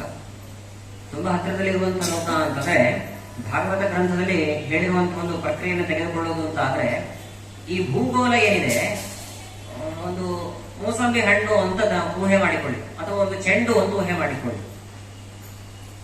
ಈ ಗೋಲಾಕಾರವಾಗಿರುವಂತಹ ಈ ಭೂಪ್ರದೇಶದ ಹೊರಗಿನ ಭಾಗ ಎಲ್ಲ ಏನಿದೆ ಪರಿಪೂರ್ಣವಾಗಿ ತಮಸ್ಸು ಅಂತ ಹೇಳಿದ್ದಾರೆ. ತಮಸ್ಸು, ಕತ್ತಲೆ. ಎಷ್ಟು ಕತ್ತಲೆ ಅಂತಂದ್ರೆ ನಾವು ನೋಡುವಂತಹ ಕತ್ತಲೆ ರಾತ್ರಿ ವೇಳೆಯಲ್ಲಿ ಇರುತ್ತಲ್ಲ, ಈ ಕತ್ತಲೆ ಅಲ್ವೇ ಇಲ್ಲ. ಎಷ್ಟು ಗಟ್ಟಿಯಾಗಿರ್ತಕ್ಕಂಥ ಕತ್ತಲೆ ಇದೆ ಅಂತಂದ್ರೆ ಭಾಗವತ ಗ್ರಂಥದಲ್ಲಿ ದಶಮಸ್ಕಂದದಲ್ಲಿ ತಿಳಿಸುವಾಗ ಒಬ್ಬ ಬ್ರಾಹ್ಮಣ ತನ್ನ ಹುಟ್ಟಿರುವಂತಹ ಎಲ್ಲಾ ಮಕ್ಕಳನ್ನು ಕೂಡ ಕಳ್ಕೊಳ್ತಾ ಇರ್ತಾನಂತೆ. ಎಲ್ಲ ಮಕ್ಕಳು ಪ್ರಾಣ ಕಳ್ಕೊಳ್ತಾ ಇರ್ತಾರೆ. ಕೃಷ್ಣನ ಬಳಿ ಒಂದು ಪ್ರಾರ್ಥನೆ ಮಾಡಿದ, ಸ್ವಾಮಿ ನನ್ನ ಮಕ್ಕಳೆಲ್ಲ ಪ್ರಾಣ ಕಳ್ಕೊಳ್ತಾ ಇದ್ದಾರೆ, ನಿನ್ನ ಮಕ್ಕಳನ್ನು ನಾನು ಹುಡುಕಿಸಿ ಕೊಡ್ತೇನೆ ಬಾಲನ ಜೊತೆಗೆ ಅಂತ ಕೃಷ್ಣ ಕರೆದುಕೊಂಡು ಹೋಗ್ತಾನೆ. ಎಲ್ಲಿ ಕರ್ಕೊಂಡು ಹೋದ ಅಂತಂದ್ರೆ ಅನಂತಾಸನದಲ್ಲಿ ಇದ್ರಂತ ಎಲ್ಲ ಮಕ್ಕಳು ಕೂಡ. ಅನಂತಾಸನಕ್ಕೆ ಹೇಗೆ ಹೋದ ಪರಮಾತ್ಮ ಅಂತಂದ್ರೆ ನಾನು ಆಗಲೇ ಹೇಳಿದ ಹಾಗೆ ಒಂದು ಗೋಲಾಕಾರವಾಗಿ ಏನು ಭೂಪ್ರದೇಶ ಇದೆ, ಈ ಭೂಪ್ರದೇಶದಿಂದ ಹೊರಗಡೆ ಕರ್ಕೊಂಡು ಹೋಗ್ತಾನೆ ರಥಾರೂಢನಾಗಿ. ಅದಾದ ನಂತರದಲ್ಲಿ ತುಂಬಾ ಗಟ್ಟಿಯಾಗಿರ್ತಕ್ಕಂಥ ತಮಸ್ಸು. ಎಷ್ಟು ಗಟ್ಟಿ ಅಂತಂದ್ರೆ ಕಲ್ಲು ಬಂಡೆ ಎಲ್ಲ ಇರುತ್ತೆ ನೋಡಿ, ಅಷ್ಟು ಗಟ್ಟಿಯಾಗಿರ್ತಕ್ಕಂಥ ತಮಸ್ಸು. ಅದನ್ನೆಲ್ಲ ಕತ್ತರಿಸಿ ಕೃಷ್ಣ ಮುಂದೆ ಹೋದ ನಂತರದಲ್ಲಿ ವಿಶಾಲವಾಗಿರ್ತಕ್ಕಂತಹ ನೀರಿನ ಪ್ರದೇಶ. ಆ ನೀರಿನ ಪ್ರದೇಶ ಏನಿದೆ ಆ ನೀರಿನ ಪ್ರದೇಶವನ್ನೇ ಅನಂತಾಸನ ಅಂತ ಕರೀತಾರೆ ಅಂತ ತಿಳಿಸಿದ್ದಾರೆ. ಇದು ಎಷ್ಟು ಆಶ್ಚರ್ಯ! ವೈಕುಂಠ ಲೋಕ ಸತ್ಯಲೋಕಕ್ಕಿಂತ ಮಿಗಿಲಾಗಿರ್ತಕ್ಕಂಥದ್ದು. ಇನ್ನು ಅನಂತಾಸನ ಲೋಕ ಏನಿದೆ ಈ ಭೂ ಪ್ರದೇಶದ ಹೊರಗಡೆ ಇರುವಂತಹ ತಮಸ್ಸಿನಿಂದ ಆವೃತವಾಗಿರುವಂತಹ ಹೊರಗಿನ ಏನು ಜಲ ಪ್ರದೇಶ ಇದೆ, ನೀರಿನ ಪ್ರದೇಶ, ಆ ನೀರಿನ ಪ್ರದೇಶದಲ್ಲಿ ಅನಂತಾಸನ ಲೋಕ ಇರುವಂತದ್ದು. ಅದು ಸ್ಪಷ್ಟವಾಗಿ ಎಲ್ಲಿ ಬರುತ್ತೆ? ಮೇರು ಪರ್ವತದ ಉತ್ತರ ದಿಕ್ಕಿನಲ್ಲಿ ಬರುತ್ತೆ ಅಂತ ಮುಂದೆ ದಾಖಲೆ ಮಾಡ್ತಾರೆ. ಅನಂತಾಸನ ಆಯ್ತು, ವೈಕುಂಠ ಆಯ್ತು. ಇನ್ನೊಂದು ಶ್ವೇತದ್ವೀಪ ಅಂತ ಪರಮಾತ್ಮನಿಗೆ ಸಂಬಂಧಪಟ್ಟಂತ ಒಂದು ಲೋಕ ಇದೆ. ಅದು ಎಲ್ಲಿರುವಂಥದ್ದು ಅಂತಂದ್ರೆ, ಈಗಾಗಲೇ ಹೇಳಿದ ಹಾಗೆ ಈ ಭೂಪ್ರದೇಶದ ಸುತ್ತಲೂ ಕೂಡ ತಮಸ್ಸು ಹಾಗೂ ನೀರಿನಿಂದ ಆವೃತವಾಗಿದೆ, ಲವಣ ಸಮುದ್ರದಿಂದ ಆವೃತವಾಗಿದೆ. ಲವಣ ಸಮುದ್ರದ ನಂತರದಲ್ಲಿ ಮತ್ತೆ ಭೂಪ್ರದೇಶ, ಅದಾದ್ಮೇಲೆ ಮತ್ತೆ ಸಮುದ್ರ, ಹೀಗೆ ಸಪ್ತ ಸಮುದ್ರಗಳು, ಸಪ್ತ ದ್ವೀಪಗಳು ಒಟ್ಟು ಇರುವಂತದ್ದು ಅಂತ ಪುರಾಣಗಳೆಲ್ಲ ದಾಖಲೆ ಮಾಡಿದ್ದಾರೆ. ತುಂಬಾ ಕೊನೆಗಿರ್ತಕ್ಕಂತಹ ಸಮುದ್ರ ಏನಿದೆ ಅದನ್ನ ಶುಭ್ರವಾಗಿರ್ತಕ್ಕಂತಹ ನೀರಿನ ಸಮುದ್ರ ಅಂತ ಕರೀತಾರೆ, ಶುದ್ಧೋದಕ ಅಂತ ಕೂಡ ಕರೀತಾರೆ. ನಾವು ಗಮನಿಸುವಂತಹ ಲವಣ ಸಮುದ್ರ, ಉಪ್ಪು ನೀರಿನ ಸಮುದ್ರ, ಅದರಂತೆ ಸಿಹಿಯಾಗಿರ್ತಕ್ಕಂತಹ ನೀರಿನ ಸಮುದ್ರ ಕೊನೆಗಿಟ್ಟಿದ್ದಾನೆ ದೇವರು. ನಮ್ಮ ಯೋಗ್ಯತೆ ಏನು, ಉಪ್ಪು, ಅದಕ್ಕೆ ಉಪ್ಪಿನ ಸಮುದ್ರವನ್ನೇ ಹತ್ತಿರದಲ್ಲಿ ಇಟ್ಟಿದ್ದಾರೆ. ಕೊನೆಗಿರೋದು ಶುದ್ಧೋದಕ. ಆ ಶುದ್ಧೋದಕದ ಹಿಂದಿನ ಸಮುದ್ರ ಏನಿದೆ ಅದನ್ನೇ ಶ್ವೇತದ್ವೀಪ, ಕ್ಷೀರಸಾಗರ ಅಂತ ಕರೀತಾರೆ. ಆ ಕ್ಷೀರಸಾಗರದಲ್ಲಿ ದೇವರ ಒಂದು ಅರಮನೆ ಇದೆ ಅಂತ ಹೇಳ್ತಾರೆ. ಕ್ಷೀರಸಾಗರದಲ್ಲಿ ದೇವರ ಅರಮನೆ ಅದು ಹೇಗಿದೆ ಅಂತಂದ್ರೆ, ದೊಡ್ಡ ಅರಮನೆ, ಸಮುದ್ರದ ತೀರ ಭಾಗದಲ್ಲಿ ಅಲೆಗಳು ಒಂದು ಅಪ್ಪಳಿಸಿ ಅದು ಕೆನೆಯಾಗಿ ಬದಲಾಗಿ ಹೋಗಿದೆ ಅಂತ. ಆ ಕೆನೆ ಅರಮನೆಯಾಗಿ ಬದಲಾಗಿದೆ. ಆ ಅರಮನೆಯಲ್ಲಿ ದೇವರು ವಾಸವಾಗಿದ್ದಾನೆ ಅಂತ ದಾಖಲೆ ಮಾಡ್ತಾರೆ. ಎಷ್ಟು ಆಶ್ಚರ್ಯ! ಹಾಗಾದ್ರೆ ಶ್ವೇತದ್ವೀಪ ದೇವರ ಲೋಕದ ಎಲ್ಲಿರುವಂಥದ್ದು ಅಂತಂದ್ರೆ, ಈ ಶುದ್ಧೋದಕ ಸಮುದ್ರದ ಹಿಂದಿನ ಸಮುದ್ರದಲ್ಲಿ ಇರುವಂಥದ್ದು. ಇನ್ನು ಅನಂತಾಸನ ಈ ಭೂಪ್ರದೇಶದ ಹೊರಗಡೆ ಇರುವಂತಹ ತಮಸ್ಸಿನಿಂದ ಏನಾವೃತವಾಗಿದೆ, ಅದರ ಹೊರಗಡೆ ಇರುವಂತಹ ಜಲಪ್ರದೇಶದಲ್ಲಿ ಇರುವಂಥದ್ದು. ಇನ್ನು ವೈಕುಂಠ ಲೋಕ, ಈಗಾಗಲೇ ತಿಳಿಸಿದ ಹಾಗೆ ವೈಕುಂಠವೆಂಬ ಹರಿಯ ಲೋಕ ಬೊಮ್ಮನ ಲೋಕಕ್ಕಿಂತಲೂ ಮೇಲಿರುವುದು, ಬ್ರಹ್ಮದೇವರ ಲೋಕಕ್ಕಿಂತಲೂ ಕೂಡ ಮೇಲಿರುವಂತಹದ್ದು ಅಂತ. ಹೀಗೆ ಈ 3 ಲೋಕಗಳೇನಿದೆ, ಈ 3 ಲೋಕಗಳು ಕೂಡ ಪರಮಾತ್ಮನಿಗೆ ಸಂಬಂಧಪಟ್ಟಿರುವಂತಹದ್ದು ಅಂತ. ಹಾಗಾದ್ರೆ ನಾವಿರುವಂತಹ ಈ ಭೂ ಪ್ರದೇಶದಿಂದ ಎಷ್ಟು ದೂರ ಆಗತ್ತೆ ಹೇಳ್ರಿ? ಮೊದಲು ಆ ಪ್ರಶ್ನೆ ನಮಗೆ ಬರುತ್ತೆ. ಆ ಪ್ರಶ್ನೆಯನ್ನು ತೆಗೆದುಕೊಂಡು ರಾಜರೇ ಉತ್ತರ ಕೊಟ್ಬಿಟ್ಟಿದ್ದಾರೆ. ಈ ಅನಂತಾಸನ ಏನಿದೆ ಇದು ತುಂಬಾ ಹತ್ತಿರದಲ್ಲಿರುವಂತಹದ್ದು ಅಂತ. ಅನಂತಾಸನ ಲೋಕ ಏನಿದೆ, ದೇವರಿಗೆ ಸಂಬಂಧಪಟ್ಟಿರುವಂತಹ ಮೋಕ್ಷ ಲೋಕ, ಇದು ತುಂಬಾ ಹತ್ತಿರದಲ್ಲಿರ್ತಕ್ಕಂಥದ್ದು. ನಾವಿರುವಂತಹ ಈ ಭೂ ಪ್ರದೇಶದಿಂದ 1,00,000 ಯೋಜನೆ ವಿಸ್ತಾರವಾಗಿದೆ ಅಂತ ಹೇಳ್ತಾರೆ. 1,00,000 ಯೋಜನದ ಪ್ರಕ್ರಿಯೆಯಲ್ಲಿ ಹೇಳುವಂತಹದ್ದು. ಯಾಕೆಂದ್ರೆ ಹಿಂದಿನ ಕಾಲದಲ್ಲಿ, ಈಗಿನ ಕಾಲದಂತೆ ಕಿಲೋಮೀಟರ್ ಲೆಕ್ಕದಲ್ಲಿ ಏನಿರಲಿಲ್ಲ. ಒಂದು ಯೋಜನೆ ಅಂದ್ರೆ ಎಷ್ಟು ಕಿಲೋಮೀಟರ್ ಆಗುತ್ತೆ ನಾವು ಗೂಗಲ್ ಮಾಡಿ ನೋಡಬೇಕು. ಗೂಗಲ್ ಅಲ್ಲಿ ನೋಡಿದ್ರೆ ಒಂದು ಯೋಜನಾ ಅಂತಂದ್ರೆ 12 ಕಿಲೋಮೀಟರ್ ಅಂತ ದಾಖಲೆ ಮಾಡಿ ತೋರಿಸುತ್ತೆ. 1,00,000 ಯೋಜನ ದೂರಕ್ಕೆ ಹೋದ್ರೆ ನಮಗೆ ದೇವರ ಏನು ಅನಂತಾಸನ ಲೋಕ ಇದೆ ಆ ಲೋಕ ನಮಗೆ ಸಿಗತ್ತೆ ಅಂತ ಹೇಳ್ತಾ ಇದ್ದಾರೆ. ಇನ್ನು ಶ್ವೇತ ದ್ವೀಪಕ್ಕೆ ಹೋಗ್ಬೇಕು ಅಂತ ಮಾಡಿದ್ದೇವೆ ನಾವು. ಹೋಗ್ಬೇಕು ಅಂದ್ರೆ ನಾವು ಈ ಭೂ ಪ್ರದೇಶದಿಂದ ಎಷ್ಟು ದೂರ ಹೋಗಬೇಕು ಅಂತಂದ್ರೆ, ಶ್ವೇತ ದ್ವೀಪ 50,00,000 ಯೋಜನ ದೂರದಲ್ಲಿ ಇದೆ ಅಂತ. 1,00,000 ಯೋಜನ ದೂರದಲ್ಲಿ ಅನಂತಾಸನ, 50,00,000 ಯೋಜನ ದೂರದಲ್ಲಿ ಇರುವಂತಹದ್ದು ಶ್ವೇತ ದ್ವೀಪ ಅನ್ನುವಂತಹ ಒಂದು ಲೋಕ. ಇನ್ನು ವೈಕುಂಠ ಲೋಕ ಅದು ಸಂಬಂಧನೇ ಇಲ್ಲ, ಇನ್ನು ಸಿಕ್ಕಾಪಟ್ಟೆ ದೂರ ಇರುವಂತಹದ್ದು ಅಂತ. ವೈಕುಂಠ ಲೋಕ 16,25,00,000 ಯೋಜನ ದೂರದಲ್ಲಿ ಇದೆ ಅಂತ. 16,25,00,000 ನೇರದಾರದಲ್ಲಿ ಹೋಗ್ಬೇಕು ಅಂತ ಇದಕ್ಕೆ ಹೋದ್ರೆ ಆಗ ನಮಗೆ ಈ ವೈಕುಂಠ ಲೋಕ ಸಿಗುವಂತದ್ದು ಅಂತ. ಅದನ್ನೆಲ್ಲ ದಾಖಲೆ ಮಾಡಿದ್ದಾರೆ ರಾಜರು. 1,00,000 ಯೋಜನೆ ಮೇಲಿಕ್ಕ ಅನಂತಾಸನ, ಲಕ್ಷ್ಮೀಶನಿಹ ಶ್ವೇತದ್ವೀಪ 1,50,000 ಅಂತ. 50,00,000 ದೂರದಲ್ಲಿರುವಂತದ್ದು ಅಲ್ಲಿ ಪರಮಾತ್ಮ ವಿಶೇಷವಾಗಿದ್ದಾರೆ ಅನಂತಾಸನದಲ್ಲಿ ಹಾಗೂ ಶ್ವೇತದ್ವೀಪದಲ್ಲಿ. ಇನ್ನು ವೈಕುಂಠ 25,00,000 ಷೋಡಶ ಕೋಟಿಯಲ್ಲಿ ಗುರು ಅಂತ. ಅಂದ್ರೆ 16,25,00,000 ಯೋಜನ ದೂರದಲ್ಲಿ ವಿಸ್ತಾರವಾಗಿರ್ತಕ್ಕಂಥದ್ದು ಅಂತ ಅರ್ಥ ಆಗುತ್ತೆ. ಎಷ್ಟು ವಿಶೇಷವಾಗಿರ್ತಕ್ಕಂಥದ್ದು ಈ ಭೂಪ್ರದೇಶ. ಹಾಗಾದ್ರೆ ಸರಿಯಾದ ದಿಕ್ಕನ್ನ ಗಮನಿಸಿ ಹೋಗ್ಬೇಕು ಅಂದ್ರೆ ಯಾವ ದಿಕ್ಕಿಗೆ ಹೋಗಬೇಕು ಅಂತಂದ್ರೆ, ಪುರಾಣದಲ್ಲಿ ಇರುವಂತಹ ವಿಷಯವನ್ನು ದಾಖಲೆ ಮಾಡ್ತಾರೆ ರಾಜರು. ಉದೀಚ್ಯಾನ್ ದಿಶಿ ವಿಷ್ಣೋಸ್ತು ಸ್ಯಾದನಂತಾಸನಾಭಿದಂ. ಮೇರು ಪರ್ವತದ ಉತ್ತರ ದಿಕ್ಕಿಗೆ ಹೋದ್ರೆ ನಮಗೆ ಅನಂತಾಸನ ಲೋಕ ಸಿಗತ್ತೆ ಅಂತ ದಾಖಲೆ ಮಾಡ್ತಾರೆ. ನೋಡಿ, ಮೇರು ಪರ್ವತದ ಉತ್ತರ ದಿಕ್ಕು, ಉದೀಚಿ ಅಂತಂದ್ರೆ ಉತ್ತರ ದಿಕ್ಕು, ಉತ್ತರ ದಿಕ್ಕಿಗೆ ಹೋದ್ರೆ ನಮಗೆ ಅನಂತಾಸನ ಲೋಕ ಸಿಗತ್ತೆ ಅಂತ. ತುಂಬಾ ವಿಚಿತ್ರ ಅನ್ಸುತ್ತೆ. ನಾವು ಭಾಗವತ ಪುರಾಣವನ್ನ ಗಮನಿಸಿದ್ರೆ ಪ್ರತೀಚೀಂ ದಿಶಮಾವಿಶತ್ ಅಂತ ಕೃಷ್ಣನ ಕಥೆಯನ್ನು ನಾನೇನು ಹೇಳಿದೆ. ಕೃಷ್ಣ ಆ ಬ್ರಾಹ್ಮಣನನ್ನ ಕರ್ಕೊಂಡು ಅವರ ಮಕ್ಕಳೆಲ್ಲ ಕಳೆದು ಹೋಗಿದ್ರು ಅಂತ ಕೇಳ್ತೀವಲ್ಲ, ಕೃಷ್ಣ ಯಾವ ದಿಕ್ಕಿಗೆ ಹೊರಟ ಅಂತಂದ್ರೆ ಪ್ರತೀಚಿ ಅಂದ್ರೆ ಪಶ್ಚಿಮ ದಿಕ್ಕಿಗೆ ಹೊರಟ ಅಂತ ಪುರಾಣದಲ್ಲಿ ದಾಖಲೆ ಮಾಡುವಾಗ ಉತ್ತರ ದಿಕ್ಕಿಗೆ ಹೋಗಬೇಕು, ಮೇರು ಪರ್ವತ ಉತ್ತರ ದಿಕ್ಕಿಗೆ ಹೋಗಬೇಕು ಅಂತ ಕೆಲವು ಪುರಾಣಗಳಲ್ಲಿ ದಾಖಲೆ ಮಾಡಿದ್ದಾರೆ. ಕೃಷ್ಣ ಆಗುವಾಗ ಬ್ರಾಹ್ಮಣನನ್ನ ಕರೆದುಕೊಂಡು ಪ್ರತೀಚೆ ಪಶ್ಚಿಮ ದಿಕ್ಕಿಗೆ ಹೊರಟ ಅಂತ. ಹಾಗಾದ್ರೆ ಅನಂತಾಸನಕ್ಕೆ ಹೋಗಬೇಕು ಅಂತಂದ್ರೆ ಉತ್ತರ ದಿಕ್ಕಿಗೆ ಹೋಗಬೇಕು ಅಥವಾ ಪಶ್ಚಿಮ ದಿಕ್ಕಿಗೆ ಹೋಗಬೇಕು ಅಂತ ಪ್ರಶ್ನೆ. ರಾಜರ ಹತ್ರ ಹೋಗಿ ಕೇಳ್ಬೇಡ ಅಂತ. ಉತ್ತರ ದಿಕ್ಕಿಗೆ ಹೋಗಬೇಕು, ಪಶ್ಚಿಮ ದಿಕ್ಕಿಗೆ ಹೋಗಬೇಕು, ಅನಂತಾಸನಕ್ಕೆ ಹೋಗಬೇಕು ಅಂತಂದ್ರೆ ರಾಜರು ಇನ್ನು ಹೊಸ ದಿಕ್ಕನ್ನೇ ಹೇಳ್ತಾ ಇದ್ದಾರೆ. ಉತ್ತರ ದಿಕ್ಕು ಅಲ್ಲ, ಪಶ್ಚಿಮ ದಿಕ್ಕು ಅಲ್ಲ, ಇನ್ನೊಂದು ಹೊಸ ದಿಕ್ಕಿಗೆ ಹೋಗಬೇಕು ಅಂತಂತಾರೆ. ಇನ್ನೇನು ಒಂದು ಭಾರಿ ಗೊಂದಲ ಆಗೋಯ್ತಲ್ಲ ನಮಗೆ. ಉತ್ತರ ದಿಕ್ಕು ಅಲ್ಲ, ಪಶ್ಚಿಮ ದಿಕ್ಕು ಅಲ್ಲ, ಇನ್ಯಾವ ದಿಕ್ಕಿಗೆ ಹೋಗ್ಬೇಕು ಅಂತಂದ್ರೆ ಉತ್ತರ ಹಾಗೂ ಪಶ್ಚಿಮ ದಿಕ್ಕಿನ ಮಧ್ಯಭಾಗ ಏನಿದೆ ಆ ಮಧ್ಯಭಾಗಕ್ಕೆ ಹೋಗಬೇಕು ಅಂತ ರಾಜರು ದಾಖಲೆ ಮಾಡ್ತಾರೆ. ಆ ಮಧ್ಯಭಾಗ ಅಂತಂದ್ರೆ ಯಾವುದು? ವಾಯವ್ಯ ದಿಕ್ಕು ಅಂತ ಅರ್ಥ. ಆಗ್ನೇಯ ಉಪದಿಕ್ಕುಗಳಲ್ಲೇ ಇದೆ. ಆಗ್ನೇಯ, ನೈಋತ್ಯ, ವಾಯವ್ಯ ಅಂತ. ವಾಯವ್ಯ ದಿಕ್ಕು ಪಶ್ಚಿಮ ದಿಕ್ಕು ಹಾಗೂ ಉತ್ತರ ದಿಕ್ಕಿನ ಮಧ್ಯಭಾಗದಲ್ಲಿ ಬರುವಂತಹದ್ದು ವಾಯವ್ಯ ದಿಕ್ಕು. ಸ್ಪಷ್ಟವಾಗಿ ಹೇಳಬೇಕು ಅಂದ್ರೆ ಅನಂತಾಸನಕ್ಕೆ ಹೋಗಬೇಕು ಅನ್ನೋ ಅಪೇಕ್ಷೆ ಇತ್ತು ಅಂತಂದ್ರೆ ಮೇರು ಪರ್ವತದ ವಾಯವ್ಯ ದಿಕ್ಕಿಗೆ ಪ್ರಯಾಣವನ್ನ ಮಾಡಿದ್ರೆ ನಿಮಗೆ 1,00,000 ಯೋಜನ ದೂರಕ್ಕೆ ಹೋದ ನಂತರದಲ್ಲಿ ಅನಂತಾಸನ ಸಿಗತ್ತೆ ಅಂತ ಸ್ಪಷ್ಟವಾಗಿ ದಾಖಲೆ ಮಾಡ್ತಾರೆ. ಹಾಗಾದ್ರೆ ಪುರಾಣಗಳ ವಿರೋಧ ಬಂತಲ್ವಾ? ಕೆಲವು ಪುರಾಣ ಉತ್ತರ ದಿಕ್ಕು ಅಂತ ಹೇಳಿದ್ರೆ, ಇನ್ನು ಕೆಲವು ಪುರಾಣ ಪಶ್ಚಿಮ ದಿಕ್ಕು ಅಂತ ಹೇಳಿತು. ಅದೆರಡೂ ಸರಿ ಅನ್ನೋ ಅಭಿಪ್ರಾಯದಲ್ಲೇನೆ ವಾಯವ್ಯ ದಿಕ್ಕು ಅಂತ ಹೇಳಿದ್ರು. ವಾಯವ್ಯ ದಿಕ್ಕಿಗೆ ಆಗ್ಲೂ ಸ್ಪಷ್ಟವಾಗಿ ಹೇಳ್ತಾರೆ ನೋಡಿ. ವಾಯವ್ಯ ದಿಕ್ಕಿಗೆ ಅವ್ರು ಏನಂತ ಕರೀತಾರೆ ಹೇಳಿ? ನಾರ್ತ್ ವೆಸ್ಟ್ ಅಂತ ಕರೀತಾರೆ ಅಲ್ವಾ? ನಾರ್ತ್ ವೆಸ್ಟ್ ಅಂತ. ನಾರ್ತ್ ಅಂದ್ರೆ ಉತ್ತರ, ವೆಸ್ಟ್ ಅಂತಂದ್ರೆ ಪಶ್ಚಿಮ. ಹಾಗಾದ್ರೆ ಎರಡನ್ನೂ ಒಳಗೊಂಡಿರ್ತಕ್ಕಂಥ ಒಂದು ದಿಕ್ಕು ಅಂದ್ರೆ ಯಾವುದು? ವಾಯವ್ಯ ದಿಕ್ಕು ಅಂತ. ಹಾಗಾದ್ರೆ ವಾಯವ್ಯ ದಿಕ್ಕಿಗೆ ಹೋದ್ರೆ ನಮಗೆ ಸ್ಪಷ್ಟವಾಗಿ ಈ ಅನಂತಾಸನ ಲೋಕ ಅನ್ನುವಂಥದ್ದು ಸಿಗತ್ತೆ ಅಂತ.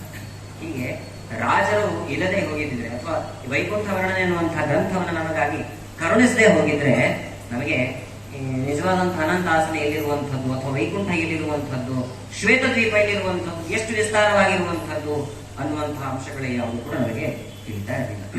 ಇದಾದ ನಂತರದಲ್ಲಿ ಮೋಕ್ಷಗಳಲ್ಲಿ ಎಷ್ಟು ಪ್ರಭೇದಗಳಿದೆ, ಆ ಪ್ರಭೇದಗಳಲ್ಲಿ ಯಾರೆಲ್ಲ ಹೋಗ್ತಾರೆ ಅನ್ನುವಂತಹ ವಿಷಯವನ್ನ ತಿಳಿಸ್ತಾರೆ. ಅದನ್ನು ನಾವು ನಾಳೆ ದಿನ ಶ್ರವಣ ಮಾಡೋಣ ಅಂತ ಹೇಳ್ತಾ ಇವತ್ತಿನ ಉಪನ್ಯಾಸವನ್ನ ಗುರುಗಳ ಅಂತರ್ಗತನಾದ ಕೃಷ್ಣ ಪರಮಾತ್ಮನ ಅರ್ಪಣೆ ಮಾಡ್ತಾ ಇದ್ದೇನೆ. ಗುರು ಮಧ್ವಾಂತರ್ಗತ ಶ್ರೀಕೃಷ್ಣ.